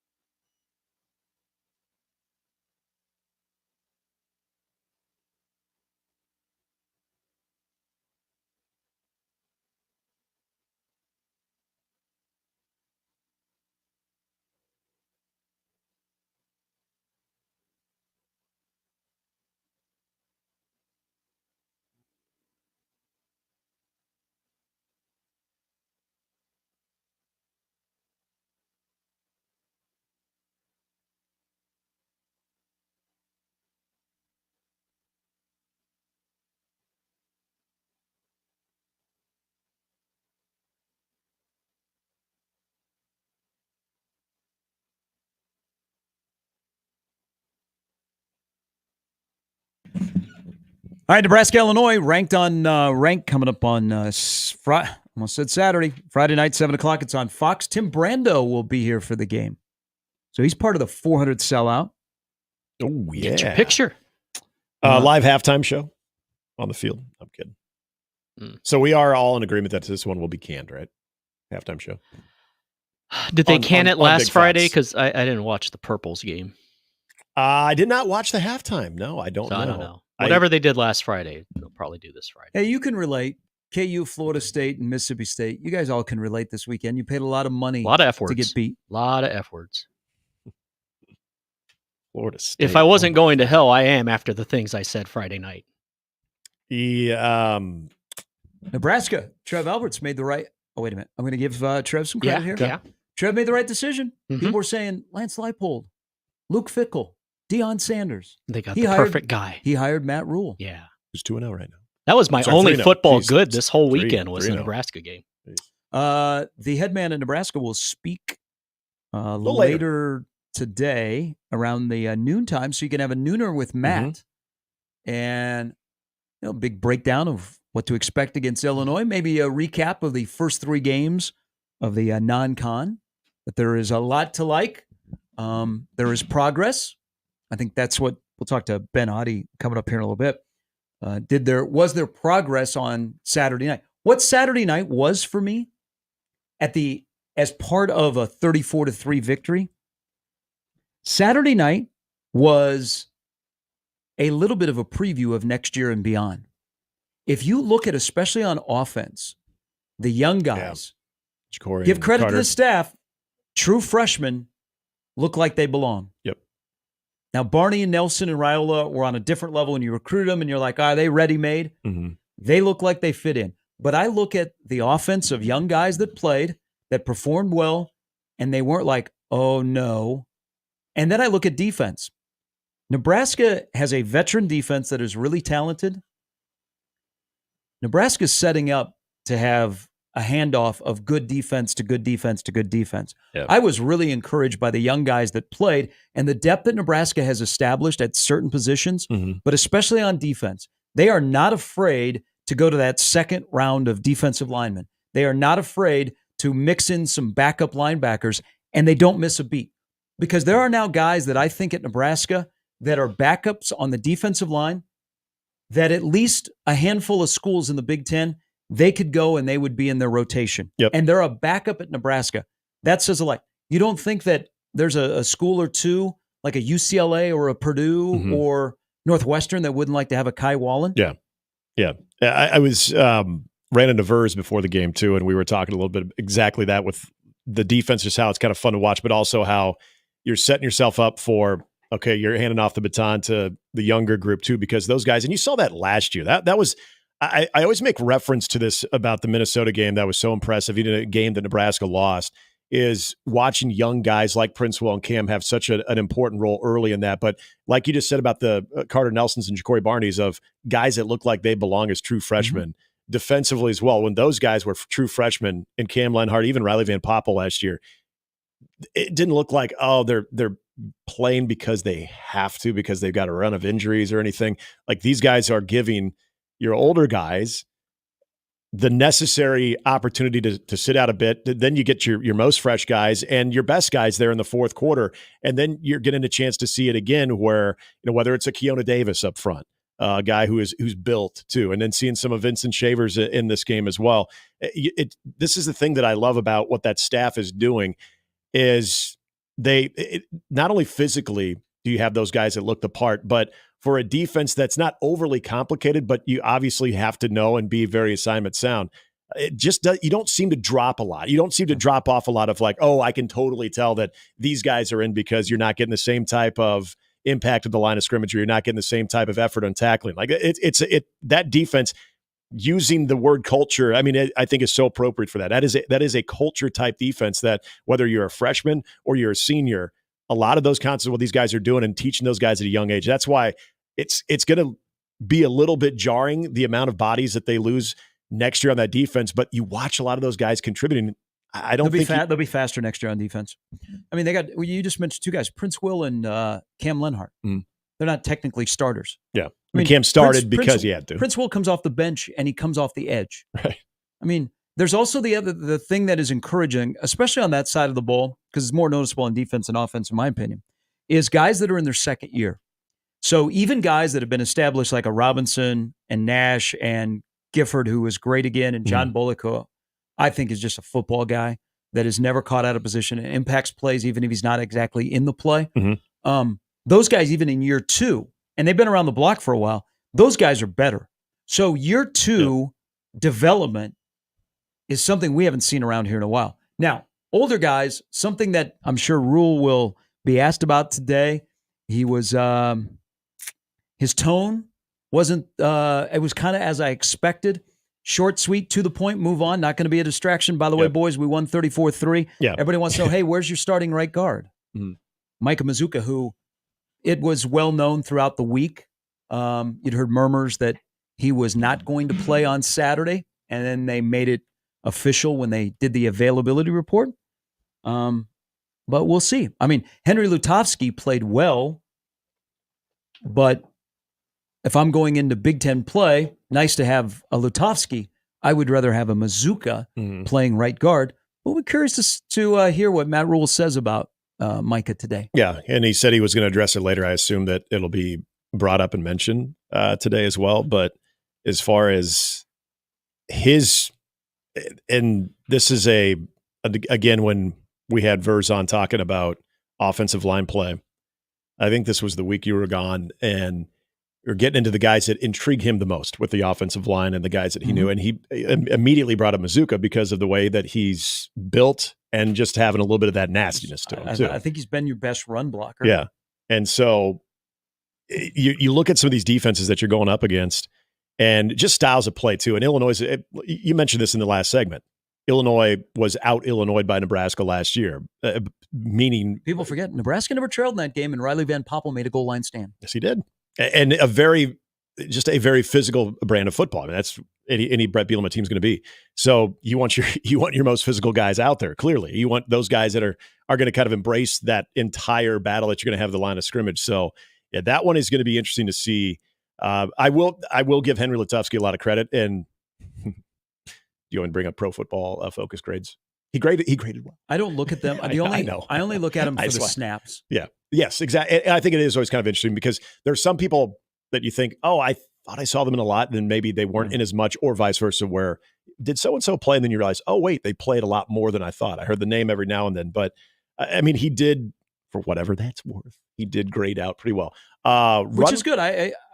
He's been a solid offensive lineman. I mean, he's one of the stronger guys on this roster. I mean, they didn't miss a beat, but there's just a difference between the guy that was there and the guy that is backing up. Now, it's encouraging that you have somebody like that could slip in and play either the guard spots. Yeah. But I still want my best to be out there. When you heard coach's decision, what'd you think? Figured that was a internal discipline issue. That was what I was led to believe. Now, correct me if I'm wrong, and I knew this had nothing to do with it because I'd heard some things throughout the week as well. He did get banged up in the Colorado game for a moment, but I don't think it was anything because I believe before there was a little maybe disagreement on the sideline. I think Florida Micah came out. So Florida was not going to allow him to come back. So that was not an option to stay in Gainesville. Yeah. And he had issues there. And he has had some issues since he's been in Nebraska. And the head coach has alluded to it, not in specifics, but he's talked about a standard. The standard, yeah. And a standard that has to be met. And I think during the course of the Colorado game and the preceding week, they got Florida Micah. They need Nebraska Micah. I don't know if you can get Nebraska Micah. I like how Rule handles those situations because he doesn't let it linger and he quickly moves on. It's not going to be a distraction. But I think today, if he says that Mazuka is back with them physically on the field, that's a step in the right direction. Yep. 100%. And again, not to try to overlook any type of the cultural aspect of what they're building and having the same standard for everybody, but you need them. I mean, but you can't sacrifice your Absolutely. standards because you can't lie to your locker room, and you also like how if you don't like your culture of your football team, you let stuff slip by. Yes. Okay. But if you like the culture of your football team and know that your football team is implementing the culture, you kind of let it take care of yourself. Mhm. And no one goes, man, I can't believe coach decided not to play him. Yeah. They're like, I get it. You can't do that. We Mhm. don't do that here. Yeah. But if Rule says today, if Rule says he's physically here, he's back on the practice field, that's a step in the right direction. And then we'll see what happens on Friday. It's just one of those things, though, of it's easy to look at these examples and compare to previous coaching staffs, not just staffs, on how each coach would handle certain guys that, hey, we're going to hold you accountable to what we're making public about what we are. And then other guys of, well, we kind of need you, so let's go ahead. And then you start to see that inconsistency right there. And that's where you start getting people looking at each other and looking at the coaching staff. You start not buying into the full message. Yeah, I've never thought that's a problem with Matt Rule. They need to take the Florida out of Micah Mazuka. They need to find if there's a Nebraska there. Mm-hmm. So that'll be some addressed day, and then I think Butler will be back. I think sounds like that was precautionary. If this was Illinois, Butler probably would have found a way to play. Yep. But they could use him as well. All right, quick break. Ben Audie's coming up. Evan Bland in the next hour. We'll talk to Jacob Bigelow as well on 1620 The Zone.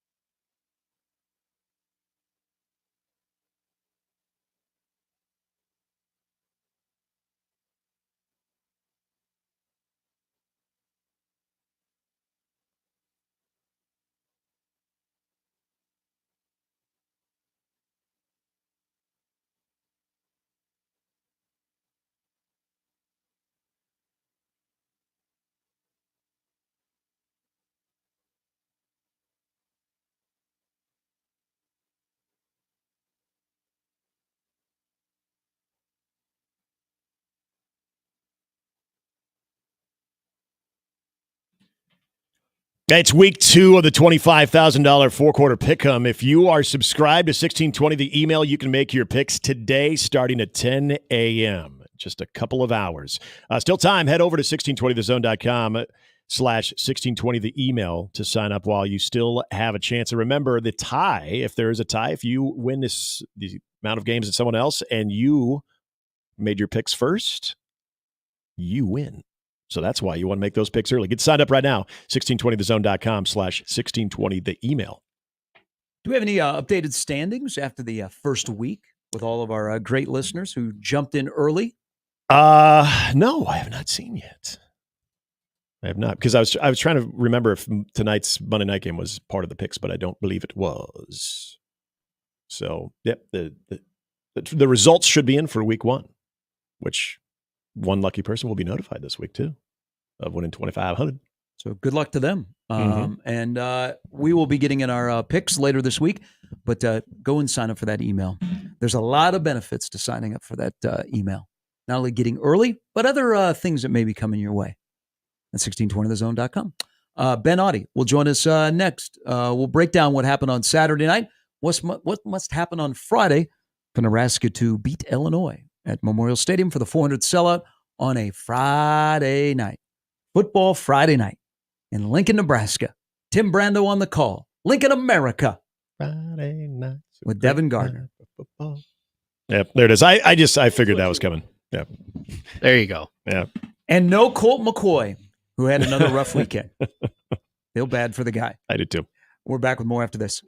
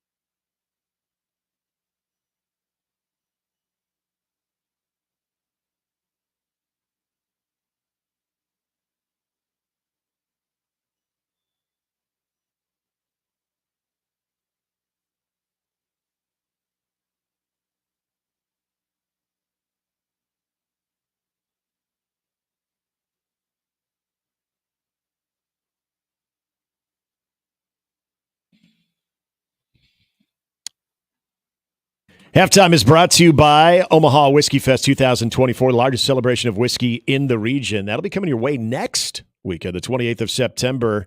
Also, going on that day, you have the Purdue game. Big Red Overreaction will be live at Omaha Whiskey Fest 2024. Get your tickets now and be sure you're listening right here on Mornings with Sharp and Handley next week, as we'll be giving you a chance to win some free passes. Nice. Be sure you're listening right now because we're going to break down what happened on Saturday night. We'll welcome in Ben Oddie. Of course, the BA Coaches Show, among other things. And Ben is with us every Monday during the season at 8 a.m. Good morning. Good morning. How are you guys doing today? Good. How are you doing? I understand you were at the game physically on Saturday night. Yes, I was. I took my 7-year-old daughter. It was her first Husker game, and she had an absolute blast. Lincoln, Awesome. Nebraska was amazing to us. All right. Give me your best memory with your daughter because that's really cool. Probably I know just saying this, I'm going to get a lot of flack for it probably, but I really enjoy the Killigan song, the Cornhusker, right? Oh. I know it's not everybody's thing, but I really enjoy that song. I get some of the not love behind it, but my daughter also really likes that song. So on our car ride up to Lincoln, we sang that song in the car quite a few times. She kept requesting it, but singing it with her in the stadium for the first time was definitely a memory I'm going to hold on to for a while. Don't apologize because I am somebody that was greatly opposed to it. It's starting to grow on me. As I tweeted out the other night, I'm getting into the song, but I still think the current version of Herbie without the person inside the costume should be dropped off the top of Memorial Stadium. So we can all change. We can all change. Yes, I did see your tweet, and I think I appreciate you a little bit more now. All right. Well, that's cool, Ben, that you got to take your daughter. Hey, let's there's a couple of different emotions out of Saturday night. And emotions that are after a 34-3 victory where you covered and you look at the box score and you're like, geez, they were efficient on offense and defense. They made some adjustments. Let's start on that side of the ball. Why do you think Northern Iowa was successful on offense compared to the first two offenses that Nebraska has played this year? Well, I think part of it comes down to the style that they're going to run. I think that plays. I mean, they're a very good running team. Now, granted, they're not playing a ton of great defenses, but I think ultimately what the 3-3-5 defense can end up being against these run-heavy schemes is a lot of bend, don't break. And that's kind of what we have seen. That's what we saw on Saturday, right? So, yes, I'll tell you right now, in the stadium, I was a bit disappointed and how the defense was going, just because, again, like that 10-minute drive to start the game, I was like, wow. I'll tell you, in the stadium, I was like, dang, this isn't looking good. Now, I went back and watched the TV copy yesterday because I'm a nerd and I like to do things like that. So I went back and watched it, and I feel better. Now, do I still think it was a great showing by the defense? No, I'm not going to make that argument. But bend but don't break, and you only give up 3 points. It's hard for me to be too upset about that. Okay, and that's what I wanted to ask you, because also watching that in the first drive for Northern Iowa, I'm thinking to myself, yeah, this is taking forever. You're seeing them milk the clock. I know that this is a great format. We saw North Dakota State try to do this against Colorado as well, where you just limit their possessions and you dominate time of possession. When you saw the things that they were doing, especially in converting on third down, what did you expect them to do as opposed to what your eyes actually saw, especially in that first drive? What do you think they were doing that maybe gave Nebraska a different look than maybe what they had expected? I think we got to give Northern Iowa's offensive coaching staff a ton of credit. They kind of were mixing some things up in some of the run schemes. Then we also have to point out that I think this was Nebraska's probably worst tackling performance. I'm not saying they were bad by any means, but I think out of the 3 games, Nebraska didn't tackle well, especially early. I do think that they kind of took advantage of some of the personnel packaging we kind of had, and it seemed like any time that we wanted to try and stay heavy, they'd kind of try and throw the ball. Mm-hmm. Then you'd end up with a semi-open receiver. And then they seemed to be basing a lot of what they were doing based off the personnel we had in the game, which you don't always see a ton of that. Me personally, I tend to be more of we're going to run our stuff and try and stop it. But I do have to give Northern Iowa's offensive staff credit. They kind of caught us off guard on that first drive, and they showed a lot of poise and moxie. I definitely do not think that is a bad football team in Northern Iowa. I do understand that they're an FCS opponent and they haven't faced the toughest of competition. But I do think that they came out ready to go. I fully think that they came in thinking that they could move the ball, and they showed that they could move the ball against this team. I do think on that 3rd and 5, right down near the goal line, they went into an empty set, which kind of caught me off guard. I wasn't expecting them to go empty on 3rd and 5, but it was a Tony White special. What I call the Tony White special is, hey, we're going to go manned up completely. We're going to leave no help over the top. And Isaac Gifford did a great job on that, directing the defense, kind of switching the personnel around. Because, like I said, some of the things Northern Iowa was doing is they were kind of moving around where that tight end and running back would also line up. So a lot of times, like, hey, I love Isaac Gifford. We're not going to be putting him on an island out by the sideline, right? Mm-hmm. But when he's able to recognize that that's a tight end or that's a running back and he's directing traffic, he's directing those DBs, saying, hey, no, I got this guy. He's moving the, defensive formation around. He did a great job directing that, so it kind of makes more sense. So that's when Buford ended up in a one-on-one towards the end zone, knocked that away. And I think that was a very good situation set up by Isaac Gifford there. So 20 points in 3 games is all this defense has given up. 4 quarters, a team has scored a point, but they've gotten 8 of 12. So the defense is what it is. And something you said, I think they will clean up. I thought they were over pursuing. I thought they had some bad run fits. They gave us some easy tackles. Their technique was off. But one thing that I wonder how it works, and I agree going back to something you said, Ben, about the 3-3-5, the bend don't break, because they only gave up 3 points. That 16-play drive ended up with only 3 points. And we've seen that before with this defense.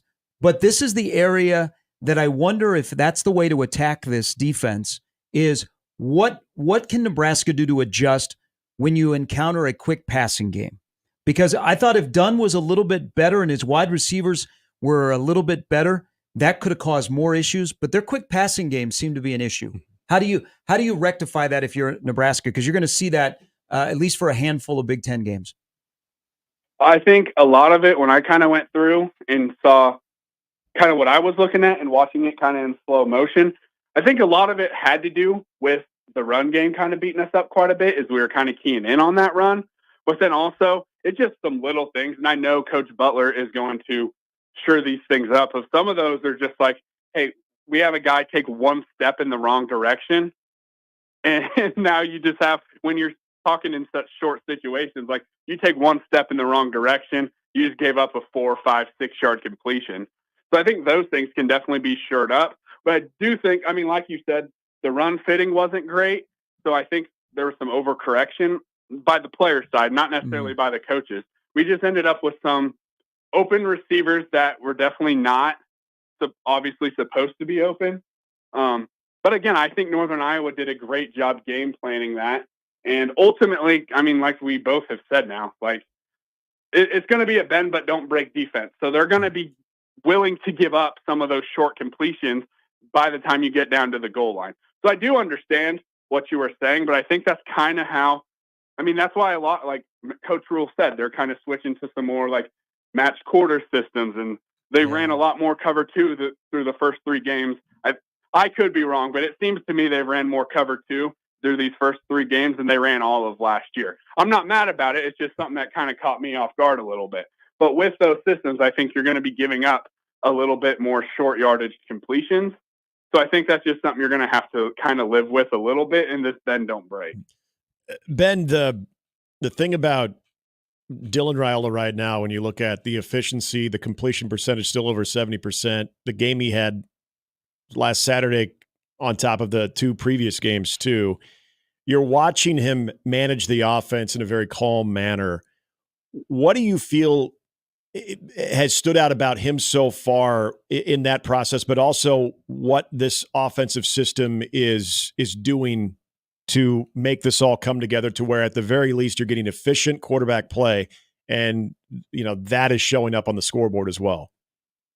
I truly do believe, I can't remember if I've said this on your guys' show or not, but I know I've said it before. I think the addition of Glenn Thomas has been amazing. And I'm not using that as a dig on Marcus Satterfield. I actually think this is probably the best game so far Marcus Satterfield has called, all things considered. I think the addition of Glenn Thomas, though, has been amazing. And I think we saw it in Harburg as well. I don't know your guys' thoughts, but I thought Harburg looked a lot better on Saturday when he came in and played quarterback.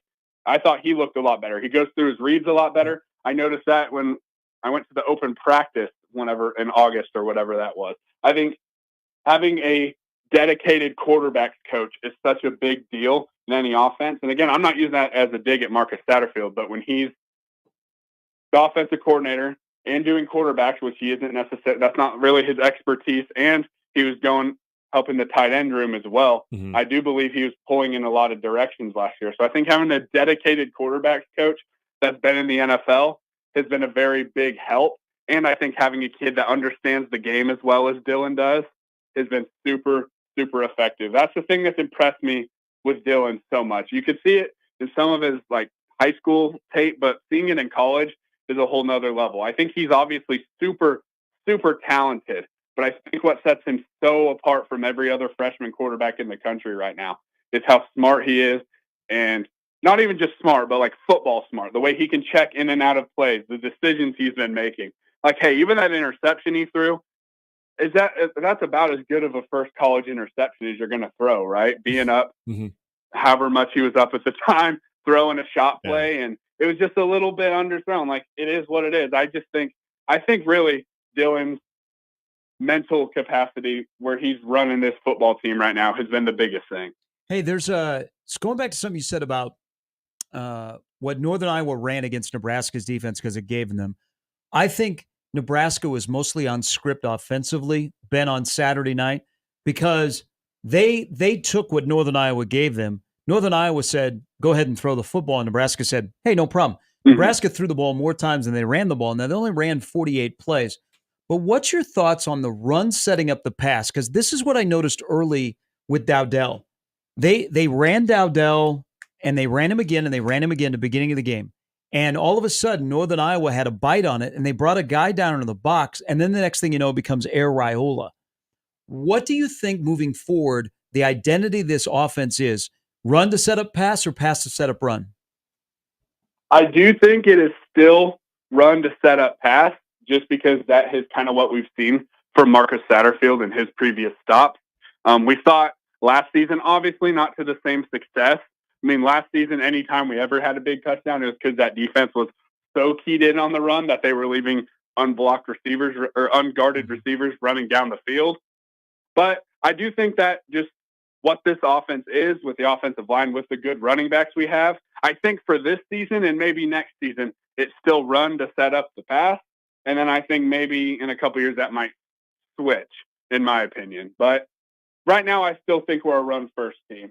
But I really like what I saw from the passing game on Saturday. The way we used Carter Nelson on that first drive, and we took advantage of some. That was, like you said, that was obviously a lot of script. Obviously, a lot of the first, couple drives are scripted. But the way that first drive was scripted by Satterfield, when I said I thought it was one of the best games he's called in his time at Nebraska, I think it's the best one he did this year. The way we took advantage of the way Northern Iowa was spot dropping, as opposed that we had a big gap at the middle of the hole in the middle of the field. And something that I really appreciated, that's something I talked about last week when I was on this show, about how Colorado wasn't pushing our strong safety at all. We were pushing that strong safety vertically. So when Carter Nelson catches that ball, the safeties are 10 yards back because we were pushing vertically with the receiver. So that's just things that I like to see. Those are kind of the things I geek out over is, hey, something Colorado didn't do good. We just did really good. And I thought that was very good play calling and good play design, pushing that strong safety, and then giving a huge hole for Carter Nelson to catch that ball, huge window, and first touchdown of the boy's career. Hey, isn't it nice to have a quarterback that can layer throws so that you can use the middle of the field? Because that's what Dylan's touch on that 10 to 12 yard throw is pretty impressive. Because you don't see that with young quarterbacks that are that precise. Yeah, I 100% agree with you. That is super, super nice. It's something that we haven't seen in a long time. Off the top of my head, I can't remember the last time we saw that. I might even be too young to see someone that has done it this effectively, if that makes sense. So it is very nice. Ben, I don't want to play the role of sports psychologist, but I do want to go back to something that Matt Rule was talking about with special teams on Thursday. He still errs on the side of confidence with the kicking game, especially in Tristan Alvano. 2 field goals inside 35 yards, 131, 121. There was a moment early in the game that they go for it and they don't get it. They could have probably opted for a field goal, but not necessarily in the range where your confidence in. But the ability to just see the ball through the uprights there in the third quarter, and mind you, a little bit lower leverage situation, could that be something that, again, just putting ball to foot, had new long snapper as well, all those things, could that mean something going forward for Tristan Alvano and trying to get him into kind of a consistent groove? I sure hope so. I can't say 100% for sure, but I really sure hope so. I also was a little bit, I don't even know if surprised, but when we went for it on that 4th down, I didn't think that was a great sign of confidence in the field goal unit. To me, that I kind of saw that as a little bit of a vote of no confidence, but I do think it was good to go see him go out there and make a couple easy kicks. I thought that was good. That helped at least a little bit of confidence. I was very heavily on the Alvano train. I am not off the Alvano train, just kind of looking at the exit. But it was it was good. It was good to see the confidence of getting that ball through the upright.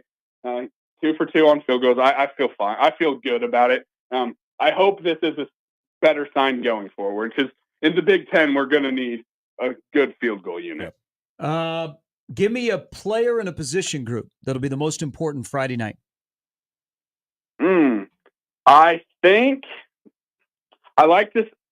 I'll say the DBs. And the reason I'll say the DBs right now is because I don't think that they have been tested all that much. I think when you look at the teams that both Nebraska and Illinois have faced, through these first 3 games, I don't think either of them have played any fantastic team. I definitely don't think that either of them have played a team as good as each other, right? I thought the Kansas win was going to be really good after seeing what they did Friday night. I don't live too far from Lawrence. I'll say that was not a good showing. I don't feel as good about that Kansas team. So I think that DB unit is going to get tested a little bit. Yeah, I know that going in, Colorado had fantastic skill position players, but after going back and looking through that game again, I think we completely shut them down. I think the play design and just being able to know they were going to throw the ball all the time played a little bit of a factor in how well we did. So I would like to see how our DBs do against a little bit more of a balanced attack, but I think the best schemed offense we've gone against so far in terms of the passing game. Yep, I agree. As always, Ben, we appreciate it. Thank you. Fine stuff. Again, remind people where they can find your work to recap Northern Iowa and get us ready for Friday Night Football. Thank you guys for having me on again. If you guys go to YouTube, go to the BA Coaches Show, you can find my YouTube channel. Also, I know you guys know who this guy is, but Adam Carricker has a website, carrickerchronicles.com. If you go to his video section, the BA Coaches Show has been added on all of his. So if you go to carrickerchronicles.com, go to the video and podcast section, you can find the BA Coaches Show along with a ton of other great Husker content creators. Hey, thanks, Ben. We'll talk to you next Monday. Yep, thank you. Ben Otte, you can follow him on Twitter at the BA Coaches Show. Franklin and Bryant against Nebraska defensive backs. I hope we get a lot of Tommy Hill and Pat Bryant on Friday night. That's going to kill me all week. I'll be calling this on Saturday. On Friday night. Yeah, because by the time we get through, I think by Wednesday, we're counting down. We're now then 48 hours from kickoff on a Friday. Yeah, you'll be good. I'll tell you what, if Illinois is forced to throw the ball 47 times again on Friday night, I like Nebraska's chances. Good job. But the thing that they weren't, I mean, that game was so played in a phone booth in Nebraska, Illinois at Illinois, is they only picked him off one time. Yep. So if he's going to throw the ball 47 times again, I would expect a few more takeaways. But I think Nebraska would take him chucking the ball 47 times. Yeah, no question. And you were talking about when Illinois was in Memorial Stadium last, and that was the team that was vying for a West title too. That's the one thing about this Illinois team that I'll be curious to see is almost the exact opposite of what we saw from this Northern Iowa matchup, where there's a heavy commitment of running the football, and you knew exactly who their dude was in that game too. Illinois had Chase Brown that year, and Chase Brown was a stud. I mean, and that was kind of the end of a run that Illinois go all the way back to Lovie Smith when he had some really good running backs as well, that this is more of a committee approach. And Caden Fegan is going to be like their guy, but again, not anybody that you're going to say carrying the ball, 20 to 25 times. It's going to give you explosive plays too. So, I mean, this is going to, I would agree with Ben just on the paper right now with the matchup that they're going to want to throw the football. And this is going to be a pretty good test because as you pointed out too, and Pat Bryant, he's a hell of a receiver too. So that part of this game now where Nebraska hasn't been tested as much, even though Colorado, that's exactly what they want to do. Obviously, Shiloh and Altmaier are different types of quarterbacks. By the way, Colorado defensively is better without Shiloh Sanders. All right, continue on. I'm sorry. Did I say Shiloh? I meant Shador, by the way. Oh. I did mean Shador because Shiloh's not throwing the football, especially now. But nope. They're better defensively without him. They might be. I mean, that was a good win for them against Colorado State too. But that was a good win for your boy over here. I told you on Friday. I like Colorado. Colorado State's talking too much. That game was a disappointment just because I wanted the animosity to bubble, but it was over. And yes, you're right. Colorado State talking way too much. That was nice to see though, because like it was Cincinnati Bengals when they showed the highlights of other college football games that game was still close, and they showed a Colorado State. It wasn't an interception, but it must have been just a field goal, and the Nebraska fans cheered like it was one of their own. So they haven't forgotten Colorado, even though that game went the way for Nebraska. Big respect for the Rams coming from Nebraska. They still hadn't forgotten. And I know I was hoping that because the Iowa game wasn't trending very well until they're late in the second half, that there'd be another Iowa highlight. You mean the Iowa State Hawkeyes? Yeah, 7-on-17 that plays in Boulder. They're underdog against Baylor. Oof. And that game is it. So that game is in Boulder? Yeah. Yep. Oh. Yeah. People aren't believing yet. Aren't believing. You believe? Believe on who? Colorado. The 7-on-7 team? Yes. That plays college football in the Big 12? Mm-hmm. Colorado. That has dad as the coach? Mm-hmm. Because there are no other dads that were allowed to be the coach? That just reminds me of Little League football. All the other dads turned it down. Colorado football is 7-on-7 football. Okay? And the quarterback happens to be the son of the head coach. And so, in 7-on-7 football, you want to get recognized so you get a scholarship? Yeah. He's just trying to get him recognized with some stats so that he gets drafted higher in the NFL. It's actually a really, really good analogy there. Evan Bland is coming up next on 1620 The Zone.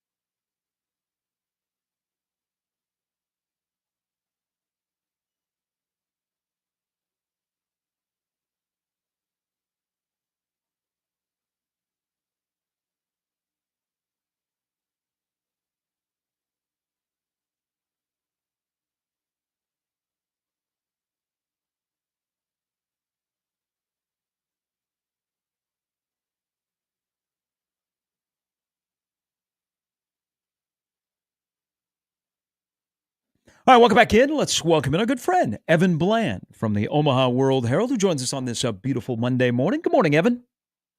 Hi, guys. Good morning. Let's start here because we've reached the quarter pole. I'm not sure if you're a big horse racing guy, if you've ever bet the ponies or owned a horse.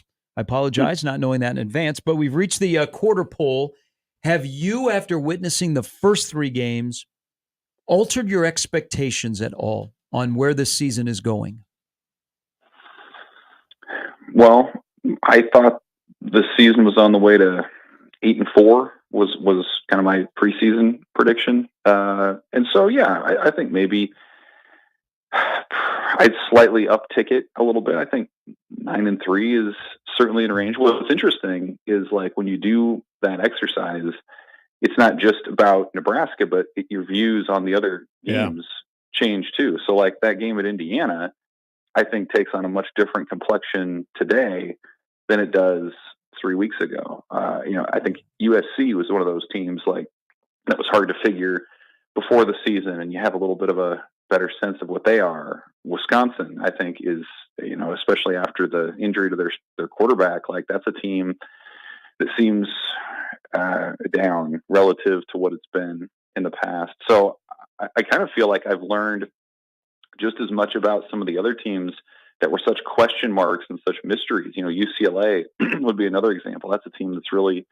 struggling out of the gate, despite its brand name and everything else. So I think you factor all that in with, what Nebraska has, at the quarterback position, what it's shown defensively.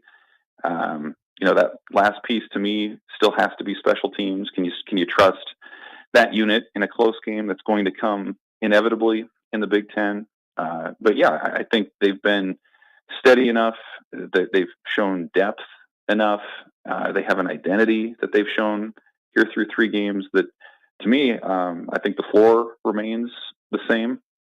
But I would bump up what the ceiling can be based on just what I've seen, how they've performed, and what's left on their schedule. You brought up something about the schedule, and it is interesting that I think a lot of people, now that they've seen Nebraska get off to that 3-0 start before conference play begins, are starting to maybe look at if you were in the 8-win category of possibly going 9. Yet Illinois comes in ranked. Maybe people didn't feel like Illinois would be very good. I'm with you on Indiana. I thought maybe the toughest road game would be Purdue for the fact that was 11 a.m. game, Ross-Ade Stadium, bring your own energy type thing. First road game for Nebraska. Now it's looking like coming off that bye week that Indiana would maybe present more of a challenge than what Purdue will. Does that, and the reason I bring all this up, in this 3 games, we always talk about the word trust when it comes to this football program. There's been a lot of opportunities for Nebraska where they could regain that trust, whether it's the pundits or the fans.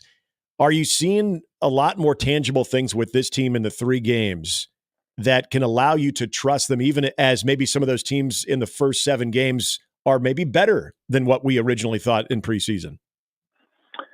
I think so. I think it's a lot of little things that sort of add up to that additional trust. I mean, first of all, they covered in their first 3 games, which is a rarity for Nebraska. So, like, 2009. Yeah, like that's, for people that don't gamble, maybe that doesn't seem like a big deal, but I think it is. It just shows that they are continuing to exceed sort of those external expectations.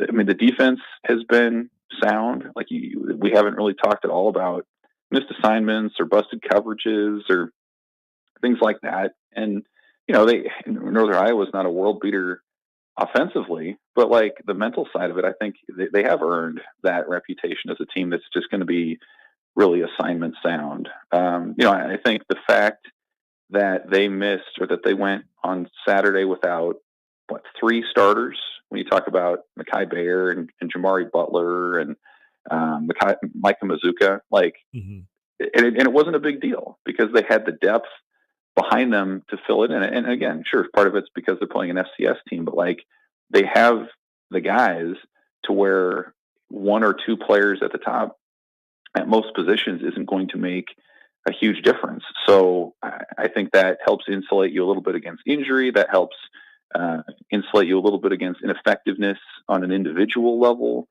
And so, yeah, I think all that sort of adds up. And then, offensively, they've made giant strides. I think that's pretty evident in terms of their explosive plays and the skill players they have around Raiola, and Raiola himself being an upgrade at that quarterback position with decision making and arm ability and just ability to make throws that previous Nebraska quarterbacks of late couldn't do. So I think all that goes into it. To me, the next step then is, Nebraska, okay, I think back to the Bo Pelini era, and they had some good teams, obviously winning 9 games every year, but you always had that one letdown game every season, that one sort of out of the surprise loss that came out of nowhere. How immune to that is Nebraska now? And we're not going to find that out this week. Maybe that's the Purdue game is one where that'll kind of show up, or maybe that's UCLA, or maybe that's Rutgers potentially. So I think that's kind of that next step then is it seems like they're playing consistently in a lot of ways right now. Can they continue to do that to where maybe they can surprise someone by pulling off an upset win or two, but avoid those negative results on the other end? You're absolutely right. They've avoided in the first 3 weeks that weekly roller coaster because they haven't trailed. They really haven't been in a tension convention. You mentioned it. This has turned into a gambling segment with Evan because we brought up horse racing and betting and against the spread. They are 3-0. So 34-3, the way it was digested was kind of interesting depending on what your expectations are. But the part of the offense I want to go back to is something you just mentioned. And I think this whole thing that we are in right now is learning how to win. The process and winning games that you should win, and it's not oh boy, you just got by. They're winning those football games. But Evan, when does Nebraska make the step, especially offensively, where the killer instinct kicks in, and when they come out of the locker room and they're up 28-0, it becomes 42-0, it becomes 49-0? Because if there's one thing that I go, the number one offense 2 straight weeks hasn't scored a touchdown in the second half. Yeah, for sure. I mean, that is that next step. And Matt Rule's talked about that spectrum from losing football to winning football to championship football. And I think that's part of that. But, the other interesting thing that I've kind of noticed with this 3-0 start is like Nebraska and Matt Rule, they have not put an emphasis necessarily on beating teams by 45, 50 points. And I think they could have. I think they could have stepped on the gas against UTEP further. They could have kept the starters in against UNI and tried to make it look better. But and we talk about penalties and all this, a lot of those penalties in recent weeks came in the second half with the second stringers on the field. And so I think Matt Rule's doing a good job walking this fine line between, okay, win the games, make sure you're winning them comfortably, but then get the backups in there, because you look at, this team, there are a lot of veterans right now that aren't going to be back next year. So you need to find a way to get those guys playing time, especially in the non-conference, which they did. Obviously, more than 100 guys on the field against UTEP, and they emptied the benches against Northern Iowa late and gave the second team defense a chance at that goal line stand. I mean, they could have brought the starters back out there and said, no, we're not giving up a touchdown here, but they let the backups do it. And so it develops you in season for when the need may arise later on, but then it also it develops them into the future. And I think you can't undersell in the portal era what the value is of giving a lot of these guys playing time. And what do we just talk about in the offseason about how good Nebraska was at player retention? I think one of those reasons is they when they can, they get these other guys on the field, get them that playing time, allow them to contribute. I think all that goes into it. So I think Nebraska's walking finding a really good balance between winning now and developing for later this year and beyond. It's a great point, because a lot of the stuff that we have talked about with this coaching staff, and then what we've even seen early in the season, has been young guys between years 1 and year 2 in this system, whether we're talking offense or defense, have looked like they've moved forward. They've made that progress. And we saw this more with the defense in the way that they rotated last year. But the fact that you are in games now where you can do that, and even if some guys are going through growing pains and maybe missing an assignment here and there, it's not going to be critical to the result of the game. So, and Evan, if I'm hearing you correctly, and maybe this is a question for Matt Rule, is that as the most important thing? The goal of the game obviously is to take care of it on the scoreboard, but if you have a chance to pile on more points as opposed to getting guys and being able to build that depth, getting them game rep, what is more important? I would assume that he would go with the latter there. I would think so. Yeah. And that's not the case for everybody. Like you look at, we're talking about Indiana. I mean, I think there was value for Indiana in scoring 70 plus against Western Illinois, because that's a program that, just hasn't really ever done that, at least not in the modern era. And so like, I think that doing that, even against an opponent like that, has some value in bringing belief to the team and excitement to the fan base and all the rest. That's not what Nebraska's need is right now. I think they know what they have in their veteran group.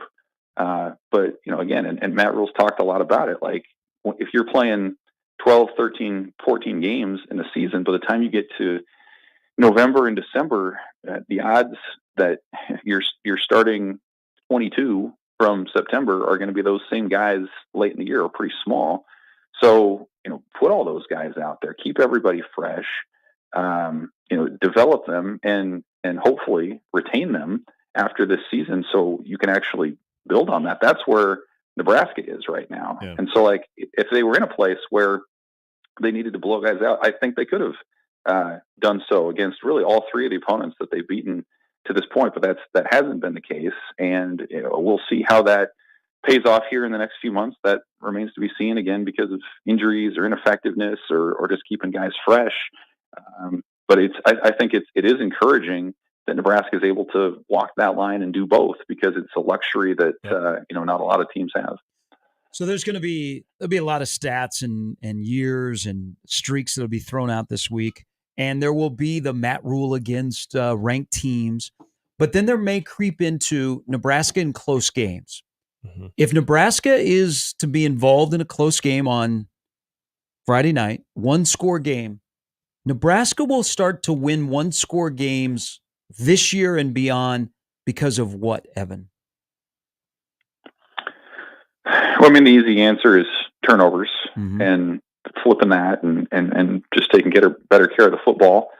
And incidentally, Illinois has been really good on the turnover margin. I think they're +8. That's a top 5 number early in the year, so you probably want to watch that. But beyond that, it's all the little stuff that Nebraska hasn't done well over the years. I always look at special teams first and how all this hidden yardage has gone against them for so many years from kickoffs and punts, and of course you have the occasional catastrophic plays with an opponent returning a kick for a score. The kicker, I think, remains a question. Like, how much do you trust in a tie game or where you're down 1 late? A guy making a kick from 35 or 40 yards out. Tristan Alvano looked good against Northern Iowa, but can that carry over when everything's on the line in potentially Friday night or in the future? So those are the spots that I would look at first.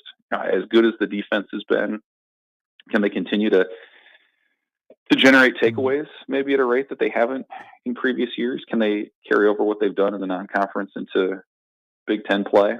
So I think all that kind of goes into it. But yeah, I think your bigger picture, probably number one answer has to be turnover margin being the thing that's just killed them in recent years, and maybe is an asset for them this year. I guess we'll see. Yeah, not a bad start. 3-0, and now a ranked matchup on Friday night. Evan, as always, great seeing you. Great work. We always appreciate the conversation on Mondays. Appreciate you guys. Thanks. And so Evan Bland from the Omaha World Herald. Could I convince you that Nebraska will be set up to protect a one-score lead because of Dante Dowdell? Yeah, I like that. A hammer at running back that doesn't need to go 12, 14, 16, but can get you 4 to 5 to 6. It was weird running the football on Saturday night. I mean, you and I was saying, hey, throw the ball. And Nebraska said, sure. We look at all these guys we have that are going to touch the ball in the receiving game. And you take out the 36 and 38 yard run by Nebraska. The rushing stats don't look great. But I think as we all adjust to no RB1, is we're going to have to adjust to situational running backs. Yeah. Like Dowdell is a hammer, and you just bang, bang, bang, bang, bang, And then Emmett Johnson is a nice changeup, Mm-hmm. as we saw on Saturday night. And as you heard, Matt Rule had Emmett Johnson pegged as the third down back on Saturday, but then 2 weeks ago, it was Ramir Johnson as the third down back.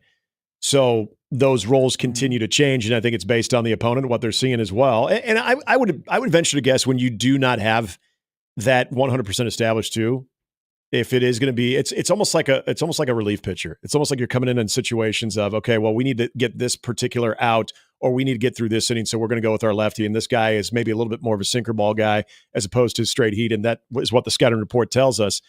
That I know a lot of people can look at the 4 running backs that are used and the way that they're used, and maybe somewhat inconsistently, and think, well, they just don't have any real set in stone 1, 2, and then what you want to use with the other guys. But I've now learned that I feel like that is very matchup conducive. But I do think that the week of practice that these guys are having too probably plays a little bit of a role into that as well. There's another great stat out there, the start to the season. By the way, speaking of turnovers, something Evan mentioned, and I was nodding my head. Nebraska is +3. Mm-hmm. Last year at the same time, they were -6. Since everything is based around the 2016 season around here, mm-hmm. That year they were +6 through the first 3 games. Thank you, Josh Allen. Mm-hmm. But here's another one. So Nebraska, for the first time since 1999, through the first 3 games, has scored at least 100 and has allowed less than 25.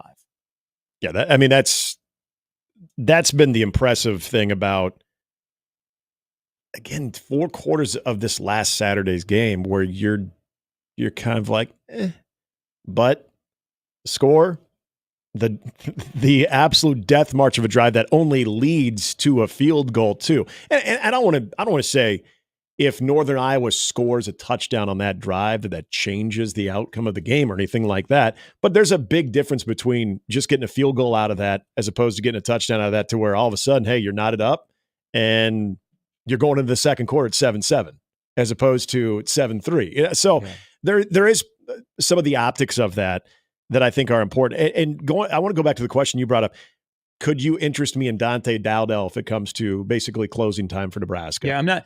Yeah, and as I should preface this before you answer that question, Nick, looking at him from the standpoint of holding on to a 1-score lead. Yes, and that's and so I would agree. If you need a 4-minute offense. Yes. And I would agree that Dante Dowdell would fit that bill the most. But also, this is where I'm going to say, because you're not necessarily expecting him to sling the ball all over the field. This is where I'd also say I would feel better about that prospect because of Dylan Ryland for 2 reasons. The calmness that seems to really exist with this kid. And I don't know if it's necessarily, but he hasn't played anybody. I don't think it's really that. I just think that's I think that's in his DNA. But the other part I go back to is if you are in a situation where you're going to have to throw, his numbers of 10 yards and less, his completion percentage is close to 90%.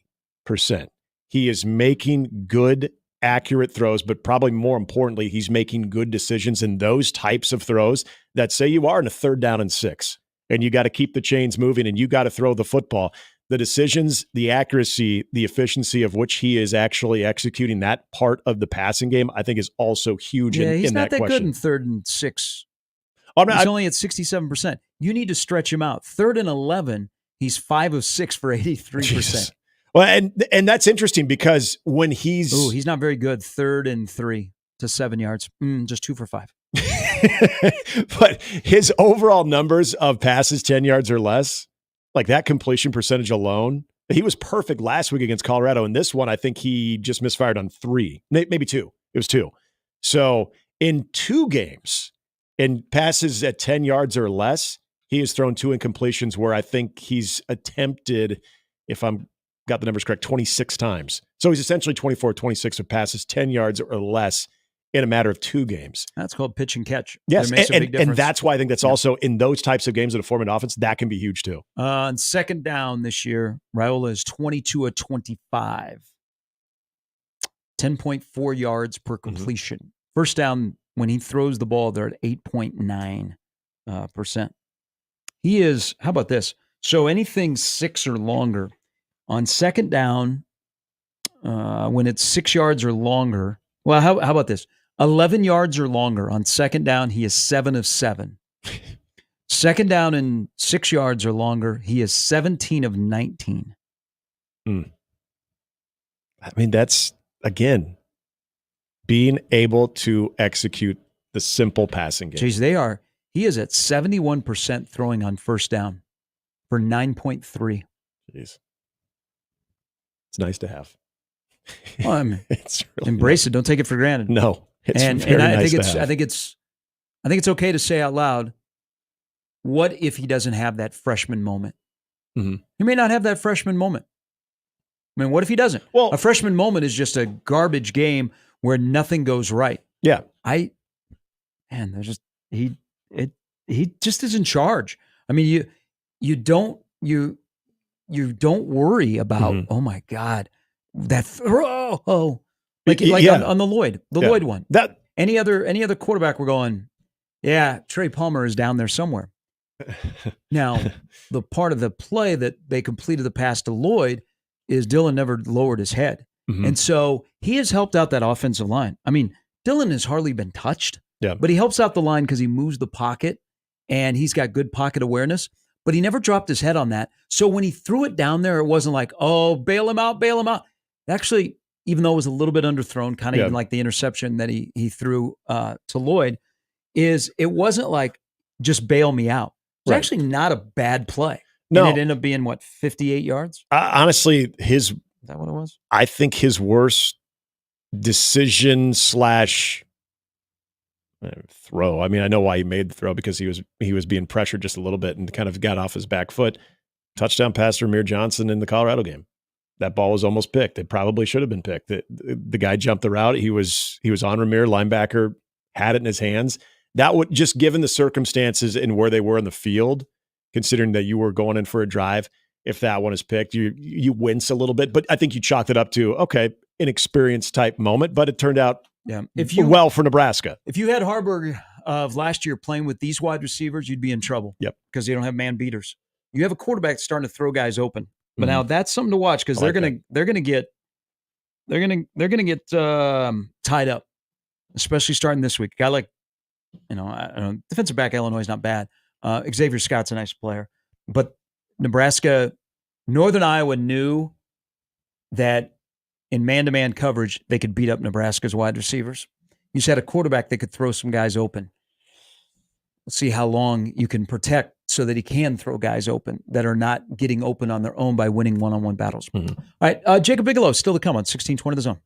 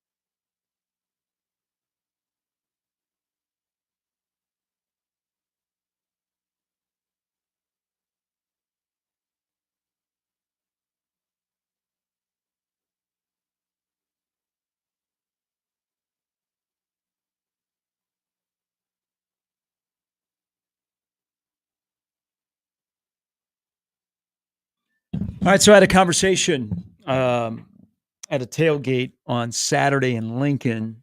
We were discussing the Midwestern tailgate, like go-tos. Yep. Or if you have somebody that is not from the Midwest that comes to your tailgate, what food item would you have to explain to them? Every salad, for one, doesn't have lettuce. Here's one that was at this tailgate. Not necessarily a fan. I'm not opposed to it, but it's not like one of the first things I'm reaching for. The dill pickle that is wrapped in cream cheese. Okay, yeah, The thinly sliced ham. Yeah. That is such a Midwestern tailgate staple.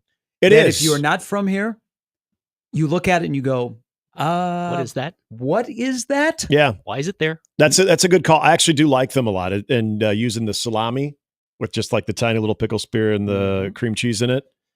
Once you start eating them, you realize how much you've actually consumed.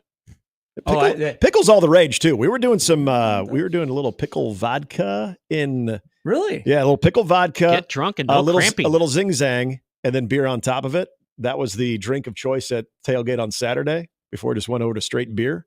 Oh, that stuff was pretty You damn good. didn't need anything in the stadium. It was like a poor man's Bloody Mary. Smart. Liquor before beer. Yep. Mm-hmm. Oh, yeah. Beer before liquor, never sicker. Not my first rodeo. That's good. That's good. Instead, except when I went to the Green Onion, and we thought that'd be the cool place to close down at the end of the night as opposed to start there, because all good things happen when they go, if you get a rum and Coke, and here's your rum and Coke for color. And then that's what you're ending the night on. Yeah, it's not good.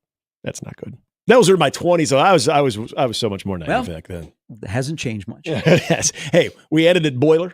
Good call, Jimmy. Thank you. I don't get a commission. Great place there. It's like a little. It reminds you of like a little pub, and kind of like a knows your name? speakeasy. Yeah, I had never. You guys know I love craft beer. I'd heard great things about Boiler. That was the first time I've ever been to Boiler, though. That was awesome and really good beer. They're on a lot of my untapped check-ins. Yeah. Oh, really? Yeah, it's good back stuff. in the day. They are popular. Yeah. They are always busy. It is good. All right, Jacob Bigelow. He's super busy. He wrote about the game on Saturday night. He's now going to talk about it next.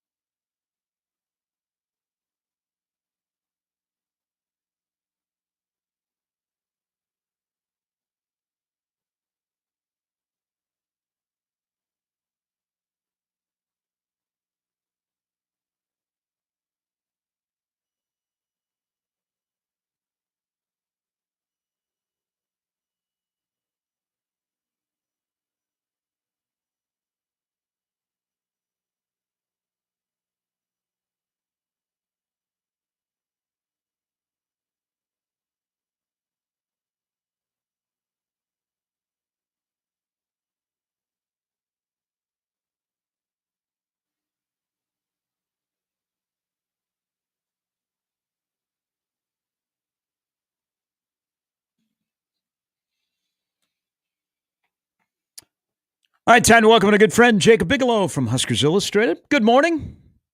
Good morning, gentlemen. How are we doing on this fine Monday morning? Good. You don't have a tattoo, do you? I don't know. Oh. It's National Tattoo Day. If you were going to get a tattoo, what would it be and where would it be? That is a good question. I've actually been considering one recently, but Can I ask what life-changing moment has happened that you would be contemplating doing a neck tattoo? No, not that. Not a teardrop either, or a sunrise. None of those things. But no tramp stamps. No, none of those. That's not really my style. A sunrise? You mean a sun around your belly button? Is that what you're getting to? No, that was not what I was alluding to. But I saw someone at the ocean this summer. Oh boy! Yeah, but no, national. 6 kids and that. Yeah. Didn't age very well. All right, so what would you get? What kind of a tattoo would you get? I don't know. That's a good question. I don't know for sure. But it would probably be like on my shoulder or somewhere that's not like plainly obvious. No, you wouldn't go with a sleeve? No, I think there'd be that would be quite the brand shift if I just showed up with a sleeve. I don't really think that would throw some people a loop. I know if I show up to a basketball game or basketball media days just with a sleeve. I think people would be a little confused. I don't know. It'd be pretty. I could see you being like a Tasmanian devil with spinning the basketball. I don't see you being that guy. I don't know. I don't think it would be basketball related, but yeah, I don't think I could ever go full. I don't think I could go sleeve. That's not really my brand. It's kind of popular, the silhouette of Nebraska, like just the state and just stenciling the state. Talk to Amy Just. She'll hook you up. Yeah. Whoa. All right. On that note, wow. How about that Illinois game being ranked? How about those Huskers? No, she's got some good ink. All right, to the game on Saturday night. How should we digest what happened? 34-3, never trailed, never really tested. Defense gave up 6.7 yards per play, faced 71 plays. Offense, when they wanted to score, they scored. How should we digest what happened on Saturday night? I mean, you take the good, but you don't overthink. I mean, you take 3-0. Obviously, first and foremost, you take 3-0. You take the good, how efficient the offense was. Matt Rule talked about it after the game. Like, yeah, they only ran 48 plays, but because they scored on their first 3 drives, and it was never. I mean, the result was never really in doubt. And the early drives were identical. 8 plays, 75 touchdowns. 7 plays, 75 touchdown. I mean, they were efficient. They did what they were doing, and that's in part, Northern Iowa was kind of stacking the box, and that opened up the passing lane. That opened up the passing game, and we saw that on the first drive, the back-to-back plays to Nelson, and then the end around, from to Barney in the second quarter. I mean, they were stacking the box. They were prepping to defend the downhill up middle run game, and that opened up some things, and we saw Nebraska do it. Obviously, Northern Iowa breaks out the Big Ten West tribute drive on their opening drive, 16 plays, 60-something yards, 10 minutes of clock, and only a field goal. And you're like, oh no, are they going to be able to move the ball better than Colorado? But but the defense, there was some sloppy moments aesthetically, but I mean they still almost held a FCS opponent to a field goal, and like I said, the result was never really in doubt. So you don't overthink it, I think, but I mean you take the good and you run with it. I would agree with pretty much everything right there, but I would ask this question: is it more comforting to know in a game where there were some moments of sloppiness, there was just that aspect of it, or where you could say, things maybe felt a tad off here and there, like the tackling, little things like that you have confidence that this is the coaching staff? Because we hear coaches after wins like this, they'll talk about, hey, we got a lot to work on. Do you know and feel confident enough about this staff that probably actually is a really good thing going into conference play, that they did have some of those looks that not only will they have addressed them, but they have the coaching staff that will make sure that some of these things are cleaned up, especially as they get into the most important part of the season. Yeah, I mean, I personally, I've got that confidence. I mean, they talked about it in the lead up that Northern Iowa would be good prep for Big Ten play because of the 12 personnel and the big physical running backs and the things of that nature that you'll see down the road. Once you get into conference play, and I think that that this coaching staff will be able to get. They said Sunday was going to be a work day because of the short week. I'm sure they got in the film room. They found things that stuck out, things that could be teaching moments, learning moments. And I think they're able to find that in all sorts of games with all sorts of results. That's just the way Matt Rule's wired. That's the way that they've made it clear that that's their process is 1-0 mentality. Every game is an opportunity. Every game is something you can learn from, and you got to embrace it. So I think they'll be able to find things to teach from and and to use going into not just Illinois but Big Ten games down the road. 79-10, they've outscored their opposition in the first half. Second half is what it is. But why is Nebraska so good in the first half on both sides of the ball? I think that's a credit to, on offense, I think it's a credit to whatever script they have coming out. I think they want to start fast. They want to send a message early. We saw that against Colorado. We saw that on the opening drive against UNI on Saturday night. They want to start fast. They want to send a message. We know what we're here to do, and here's what we're going to do. Defensively, I mean, I think it's just their mantra, and the mantra that we heard it from the guys last year about they knew how good they were. I mean, we've heard it from the older leadership. We heard Gifford walk in on Saturday night and say that it wasn't up to their standard when they won by 31 and only gave up a field goal. I mean, that's kind of like if you're hearing that, you're an opponent, you're like, damn, like they weren't satisfied, they weren't content with a 31-point win and only allowing a field goal because that they believe that they're one of the best defensive units in the country, and they have that belief in themselves. So that's a little bit. I mean, there's a lot to like just with how they're carrying themselves, and obviously, especially how it's looked on the field. Has your view, because this is going to be a popular talking point this week, getting into the Illinois game, knowing that they have a number behind their name as well, and depending on how you felt about Illinois going into the season, and then even what Indiana has been able to do. That first 7-game stretch that we thought would be the most opportunistic for this Nebraska football team, and not saying that it isn't because Nebraska's doing their part. Does the schedule, does it change? Does your viewpoint change at all as far as what Nebraska has in these first 7 as opposed to maybe where you were going into the season based on, again, early part of the season, what you've seen, though, from the future opponents here?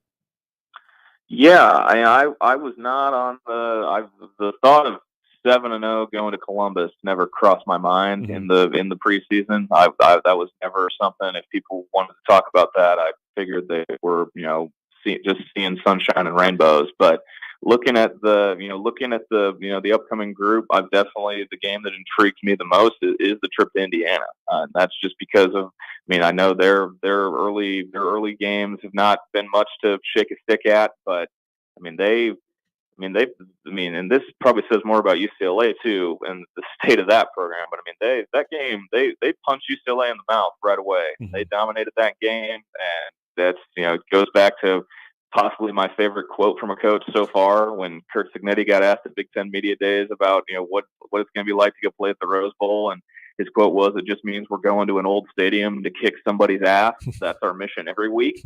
That might be my favorite coach quote of the year so far.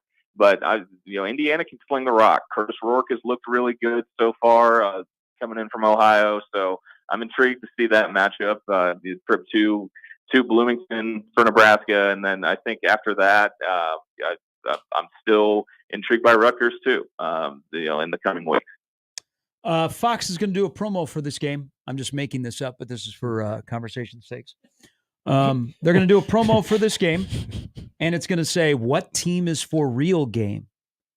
Who are they talking about? Nebraska or Illinois? I think they're more so talking about Illinois. I think just because of Jimmy disrespect for KU. They disrespected themselves.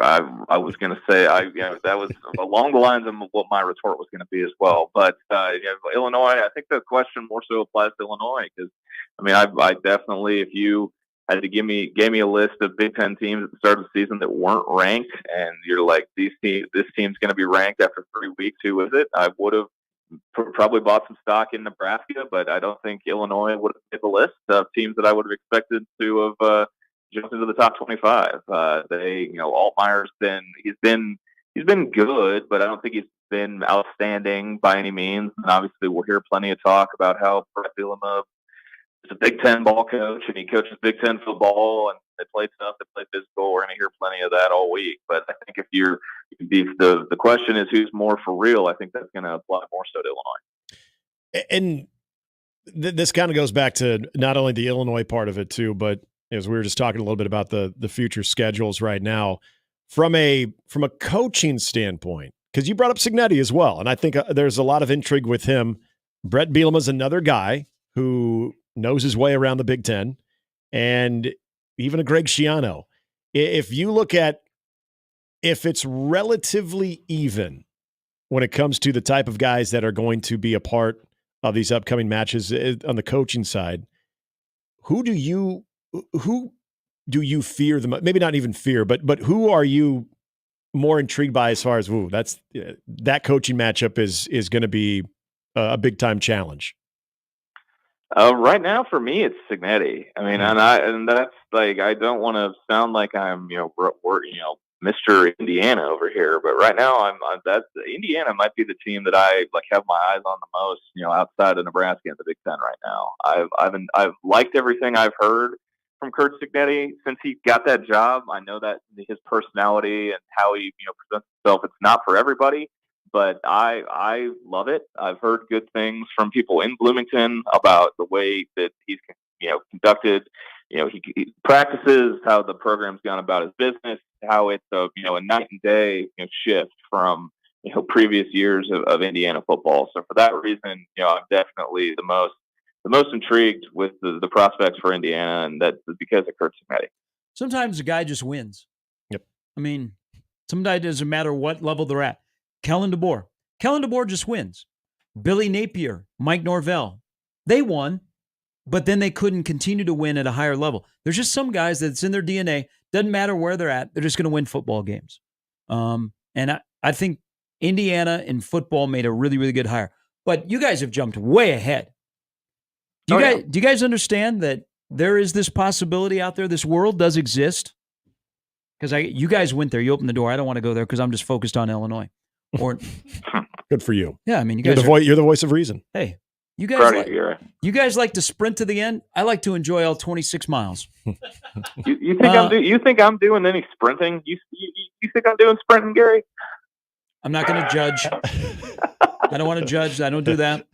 But there is a scenario that is out there where if Nebraska takes care of business, 4 of their next 5 games could be against a ranked opponent. Mm-hmm. Mm-hmm.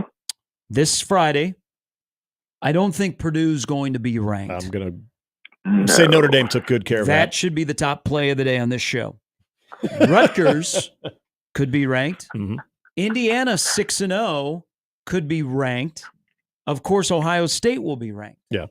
So the schedule, if you want to look ahead, which can be a little dangerous, the schedule has kind of taken a turn of teams are exchanging roles of, that game might be a little bit more difficult. Yeah. We definitely look at Wisconsin differently because of Van Dyke and his absence. We might even look at Iowa differently, even though they have the nation's leading rusher. But 4 of the next 5 could be against ranked teams. Mm-hmm. So I ask you the question again, because I'll maybe ask you at the end of October, what team is this for the real game?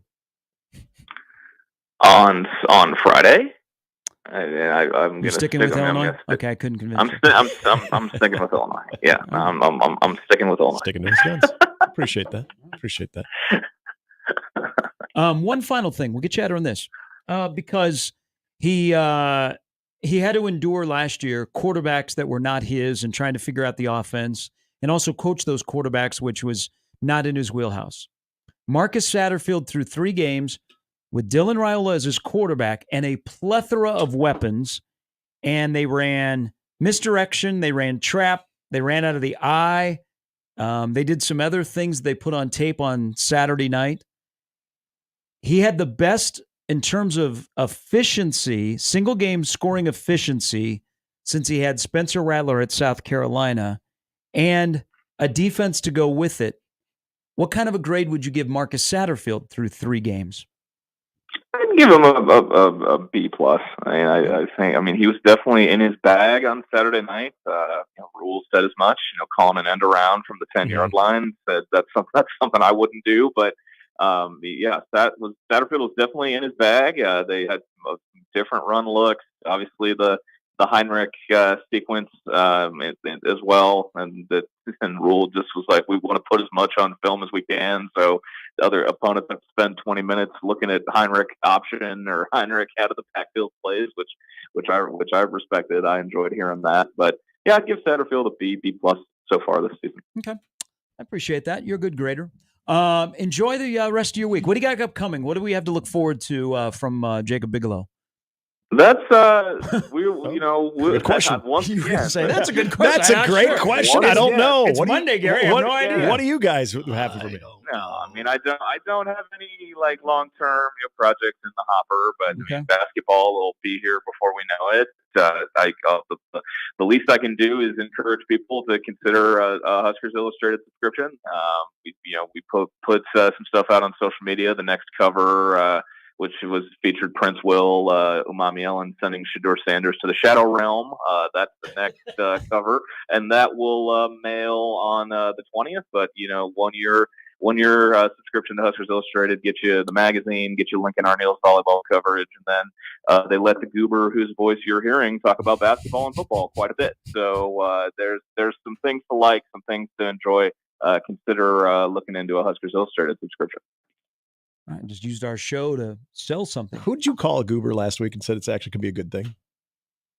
Remember that? Or said that guy's kind of a goober. Yeah. Oh, I remember. I don't remember. It was a term of affection. My goober. Yeah. It's all in how you deliver it. You goober. Yeah, he's kind of a goober. Have a good week, my friend. You guys as well. Thanks. Appreciate the time. That's Jacob Bigelow. By the way, a tattoo shop across the board. The lines for this game from 8.5 to 9 to 9.5 have jumped around a little bit. Who has a better resume through their first 3 games, Nebraska or Illinois? I think it comes down to one game for each team. Who do you think is going to be a better team in the long run, Colorado or Kansas? Because Nebraska's best win is Colorado. Try not to cuss. Illinois' best win is Kansas. And I think the defensive numbers and what you've seen from Nebraska have me slightly favor them, but I would argue that I feel like Kansas is going to be a better team than Colorado. I don't think it's even close. They're very well prepared, much more so than what Colorado is. They weren't prepared Friday. So I still think the better win resides with Illinois and beating Kansas. I think you're right. I think Illinois is ranked due to default. Illinois doesn't strike me as a ranked team. Right. Same. No disrespect to Burt. I just don't. Yeah. I mean, that's fair. Yeah. But if I'm just looking at. Not that I'm opposed, because I think it's an opportunity to get off the 2-19 schneid and the fact that Nebraska hasn't won a game against a ranked team in a while. But again, for the next 5, if you take care of yourself, which I advocate self-care. I don't care where you do it, how you do it. Just take care of yourself. But if you take care of yourself, you're going to win some football games. Maybe not you personally, but the team will. Thanks. But 4 of the next 5 could be against ranked teams. So you're in a situation where you're going to play good competition. Yep. And you're going to get to validate. So that's why I keep pushing this. What team is this for real game? Yeah, it's a great question. I'm going to choose Nebraska. Because I believe Nebraska. I just need the next progress. Sure. In a game where they will be a favorite against a game that could be played in a phone booth with a tricky opponent that you're still wondering, how good are they? But you take care of business, because this will fall under the category of, hey, should be a game that you should win. Absolutely. And here's the other thing that people forget about Illinois is they've had a little bit more recent success than what Nebraska's had too. If you're validating what Nebraska is going to be right now.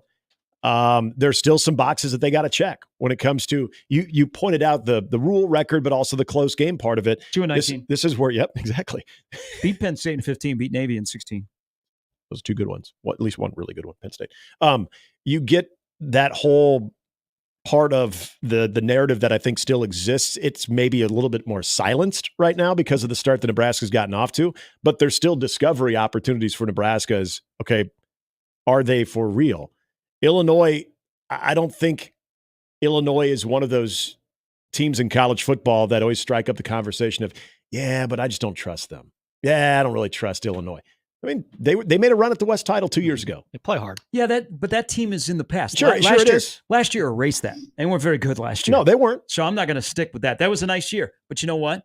How many of those guys are still here? Yeah, no, you're right. Yeah, so this is a different team. It's a different team, but I think some of this conversation that comes in with, the for real game. Yeah, I see what you're saying as far as the current rosters and what you've seen out of 3 games of this season. Casey Thompson ain't playing quarterback. Right.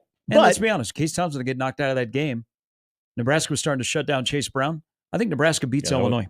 Casey Thompson doesn't get knocked out of that game 2 years ago. When that game rule was at? That was the rule game. Yep. Incognito, dressed as Bobby Valentine. That'd be great if he came on the field dressed like that. But I do think that when we look at the way these programs present themselves both in the season, but also there's always a little bit of that can't help myself but to look at the past part of it too. I think, yeah, there's still a lot that Nebraska is looking to prove. So I could buy that this is more of a game for them as far as the resume builder of are they for real? Now, the reason I keep asking this question too is this is what I think is great about the 3-0 start is even with teams that have gotten like an Illinois that has a ranking now, Indiana that's off to a good start. Not a good look for Purdue this last weekend, but also Rutgers that is kind of played the way that I think a lot of the preseason expectation was too, is that you've gotten what maybe seems like a little bit more of a tough task in the first 7 games than originally thought. Yet I don't think a lot of that confidence is wavered about Nebraska still getting off to a good start, which I think is very indicative of what people have seen from this team so far in 3 games. And again, going back to what we talked about in the first segment, in the first hour, kind of doing this thing off of their identity, defense first and confident quarterback play, which is amazing how that can strike confidence in your fan base of, hey, maybe we can get to 8 or 9 wins, even if the schedule in the first 7 games is a little bit more challenging than what we originally thought. I think now if they didn't get to 8, people would be disappointed. I think so too. It's better than the past 2 years being here. So I'm enjoying that. They're 3-0. Embrace 3-0. Mm-hmm. Live in the 3-0 world and try and be 4-0. And then once you're 4-0, you try and be 5-0. And then you're 6-0. And then you're 7-0. And then that reality can be where all the national guys are like, man, Nebraska could be 7-0 going to Ohio State. And you go, they are. Are you saying 1-0 each week? Is that what you're saying? Yeah, I don't think it's good philosophy. I don't think us as a media group, a fan base, or a football team, and I'm stealing a phrase from Rule, has earned the right to look ahead. 100%. Even like with a 3-0 start, 100%. And that's still the, okay, you start building that confidence in, especially games you're favored in. Are you winning those games? How are you winning those games? All of that matters when it comes into the right to be able to say, yeah, there's a win on that schedule right there. All right, quick break. We'll come back in the last half hour on a Monday, catch up on some tweets and some emails on 1620 The Zone.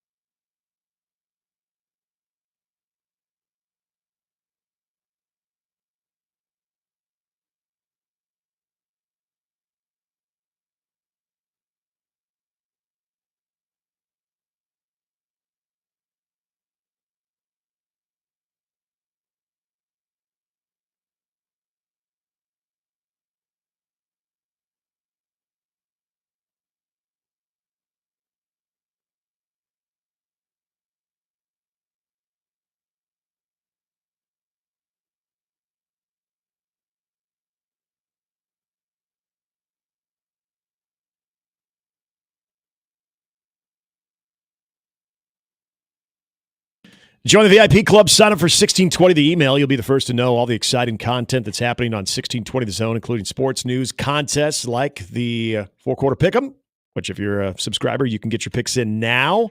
Also, much more. Promotions included. Sign up today, 1620thezone.com. Always thought about this when the Lakers would beat the Supersonics. Love I thought about around the and get a Fat Burger. triple-double. Yes. I never had Fat Burger. I've heard it's great. Ice Cube always made me want to have a Fat Burger. I haven't had it, but I mean, it's a burger and it's fat, so it's got to be nice and greasy. I'm assuming that's probably all those things that checks a lot of boxes when it comes to me getting a burger. Acquired local taste. Okay. Is it? Okay. Okay. Is it better than In-N-Out? Well, it depends on what you think of In-N-Out.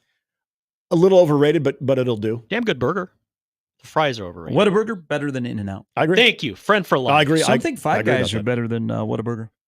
Whataburger done a great job of promoting themselves where you feel like you have to go there. Best thing Pat That's ever did In-N-Out. for Kansas See, City. To me, that's In-N-Out. I feel like you got to go to In-N-Out, then you go and you're like, okay, that's fine. Now, here's the thing I've life-changing. learned. I'm not opposed to In-N-Out. It's not going to be my go-to. It depends on where you go. Like there are certain In-N-Outs that are better than other places. Oh, okay.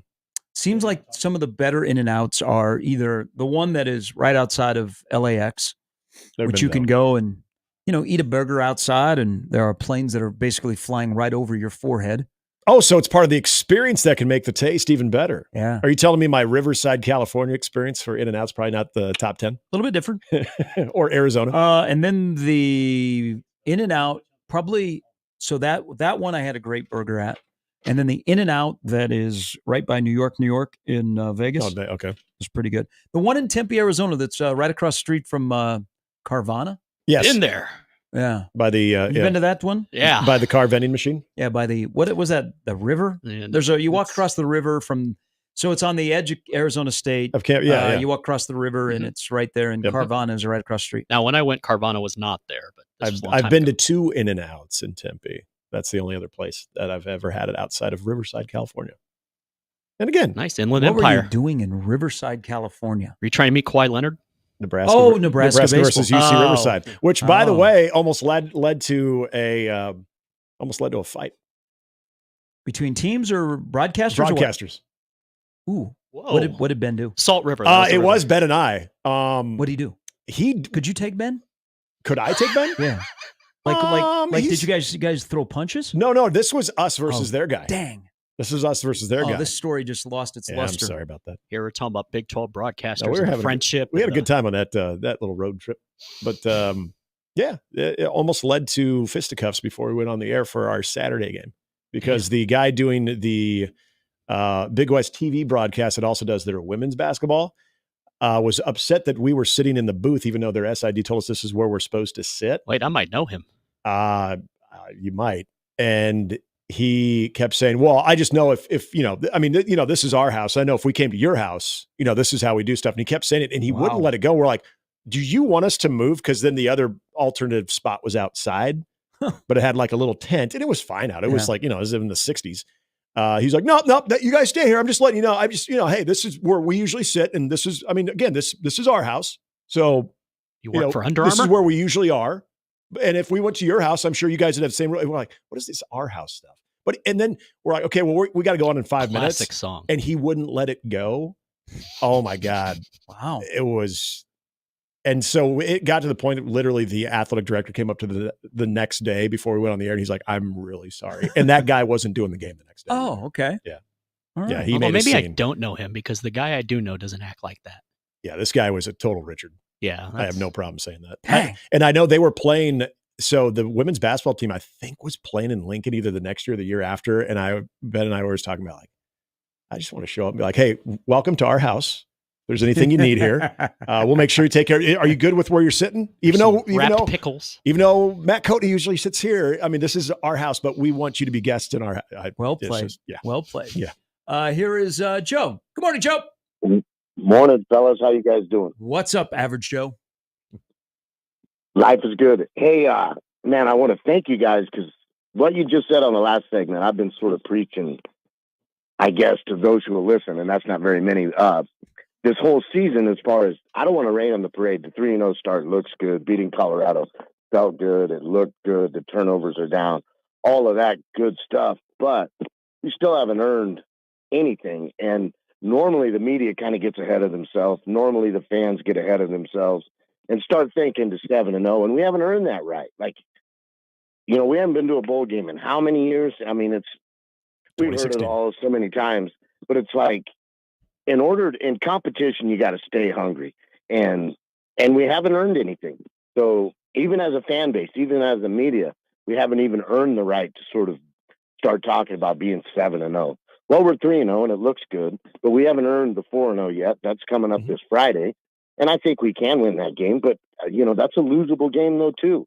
I don't know what the odds are. I think we're favored by like 8 or give or take a point there, but having the media actually sort of say that, having you guys sort of be on board with that is refreshing, and it's kind of uncommon, and I love it. Yeah, you know what? There's been a flip here, Joe, from local to national media on Nebraska football. 100%. National media are all in on Nebraska being 7-0 and Nebraska is back.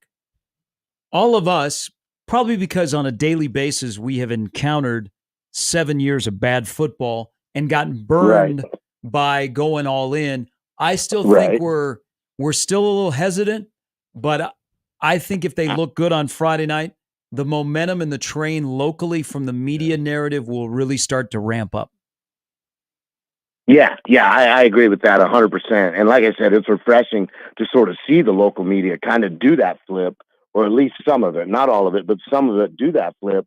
Because, and I'm paraphrasing a little bit, but Rule had an interview with Damon Benning on some video, and he even alluded to the fact of, he used these words, how's that working out for you? And he was meaning like the fan base, everybody sort of looking ahead and thinking you've won these games that you haven't won yet, or and it's like, man, it hasn't been working out for us. Yeah. And I'm sort of a believer of Husker Nation, sort of all is one, and I just think it's refreshing that you guys have sort of done that. To hear that, man, I was like, yes. I appreciate. But anyway, that's what I got. I appreciate it, Joe. I wish you would have enjoyed that conversation between the head coach and a radio analyst a little bit better, because I bet it was really rough to listen to. All right, man. You guys have a good one. Thanks, Joe didn't want to go there. I kid. I know what he's talking about. I think that, I think more fans are in that mindset that Joe is, though, too, because this is where we've always gotten the outside narrative. You hear this a lot from Iowa fans too, of like, you guys are always living in the 90s. One win, you think you're going to win it all. You guys would like to score 90 points. There's a time though that I think a lot of people we would get ahead of our skis, whether it was even in the media or the fan base, because there was just always that built-in, well, at the very least, we're going to get 9 wins out of this season, no matter how it looks. And it wasn't until these last handful of years where, whether it's a 3-win season, a 4-win season, whatever it is, it's humbled the fan base. And I think it's also seasoned enough people, whether it's media or fans, to know that just because something is being presented and talked about in a good way, whether it's coming from the national or local media, there's a lot to be seen there. And I think that's where this fan base, especially the fans, have been very humbled by these previous years, that it's cool. You're never going to apologize about 3-0, but you always understand. And that's why I think that, like a Friday night game and some of these games early on that we thought at first, well, this would be the best opportunity in the schedule, I think provide a lot of opportunities for fans to really start to embrace, all right, this is looking like where a lot of people were talking about it. That's the important thing of being able to flip that narrative about Nebraska football, that you can finally trust them. They got games in front of them, but at 3-0, I don't think everybody's like, okay, I fully trust them right now. You're seeing signs of why you could, but you got a lot of season left. All right, quick break. We'll come back. We'll get the crossover coming up the top of the hour. Connor Happer. We watched the game together on Saturday night. 16-20 Sarcasm was flowing big time in that game. As it should be. I said, Connor, are you bored? How could you get bored from that game? It was just TV timeouts? God, those are fair game. Those are. You know how to get bored from those games? They should never play FCS opponents. I'm going to dread Houston Christian coming here. Jesus. Should never play those games. I mean, it just, that doesn't make sense at all. They couldn't get You paid full price for your ticket, right? Yeah. Okay. Mornings with Sharp and Handley at 1620 The Zone.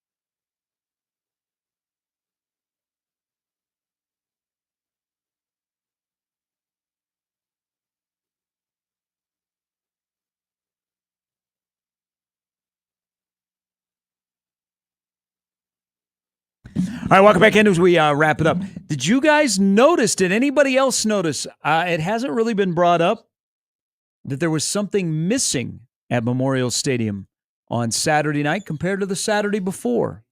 Yeah, the drones. No drones, but there was Killigans. Let's see. It had a rather prominent position on Saturday night against Colorado.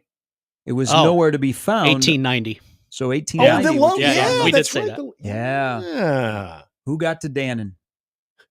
So it was on the field. You know, That's the right. relationship is much different between the NIL and the athletic director. And it was on the field because they need everyone to embrace it and get involved. What I was told is that that's permanent. It was gone for the Northern Iowa game. So who got to Dannon? Or which booster doesn't understand the NIL and the importance and raised a ruckus that it should be removed from the field, that it had no place on the sacred grounds of Memorial Stadium. Are they older than the age Because, of 70? again, my understanding was it went on for the Colorado game because need everybody's support. Yeah. And it wasn't like it was a temporary thing. And I think that is straight from the AD. Well, yeah, because remember it was the day before they put out the Robo chalk painter, and it's like, hey, check this thing out. A little innovation. Look at making the 1890 logo. It was loud and proud in that game. A lot of national eyeballs on it too. Who got to Dannon? That's wow. This does. Ooh, could it have been a former coach? No. Okay. I think he understands NIL. Just checking. Just making sure. That's why I'm going to run somebody tomorrow. Somebody in the old. I just feel like this is a total old guard type thing. Not necessarily coaches or anything, but just old guard of. There's just certain things you got to leave off the field. Man, those people need to get the heck out of the way and let the AD cook. I liked it. I'm watching a video of Matt Rule talking about 1890 during one of the timeouts. Yeah, but it disappeared from the field. Oh. Any chance it could be back? We'll see if it's back for the Illinois game. And the drone show, which will be. Frequency issues. See, that's good to know. I just thought, man, they're really disrespecting Northern Iowa. They're not even drone show worthy. Yeah, you can't have the drones crashing into the stands. Well, no, that would be bad. unfortunate. But you could have caught a drone in North Stadium. Is this like when? Or they would have crashed like on the practice field. This is like when the facility. This is like when the Chick-fil-A blimp can't make it out to the ice during intermission because it's having issues. They just send kids up and they just drop stuff off. They're on the catwalk. There's like. All right. If you missed any of the segments this morning, good discussion with our trio of guests: Ben Oddie, Evan Bland, and Jacob Bigelow. All up on the radio replay page. Good way to start your victory on Monday. Remember, it's a short week. Friday will be like a game day around here. Well, you know what? It will be a game day. It won't be like. We just got a really early pregame show. Matt Rule speaks at about noon today. He's having a nooner with Husker Nation. Update on some injuries, some status of some player, and a preview of a ranked matchup. Did I statistics that it? Goodbye.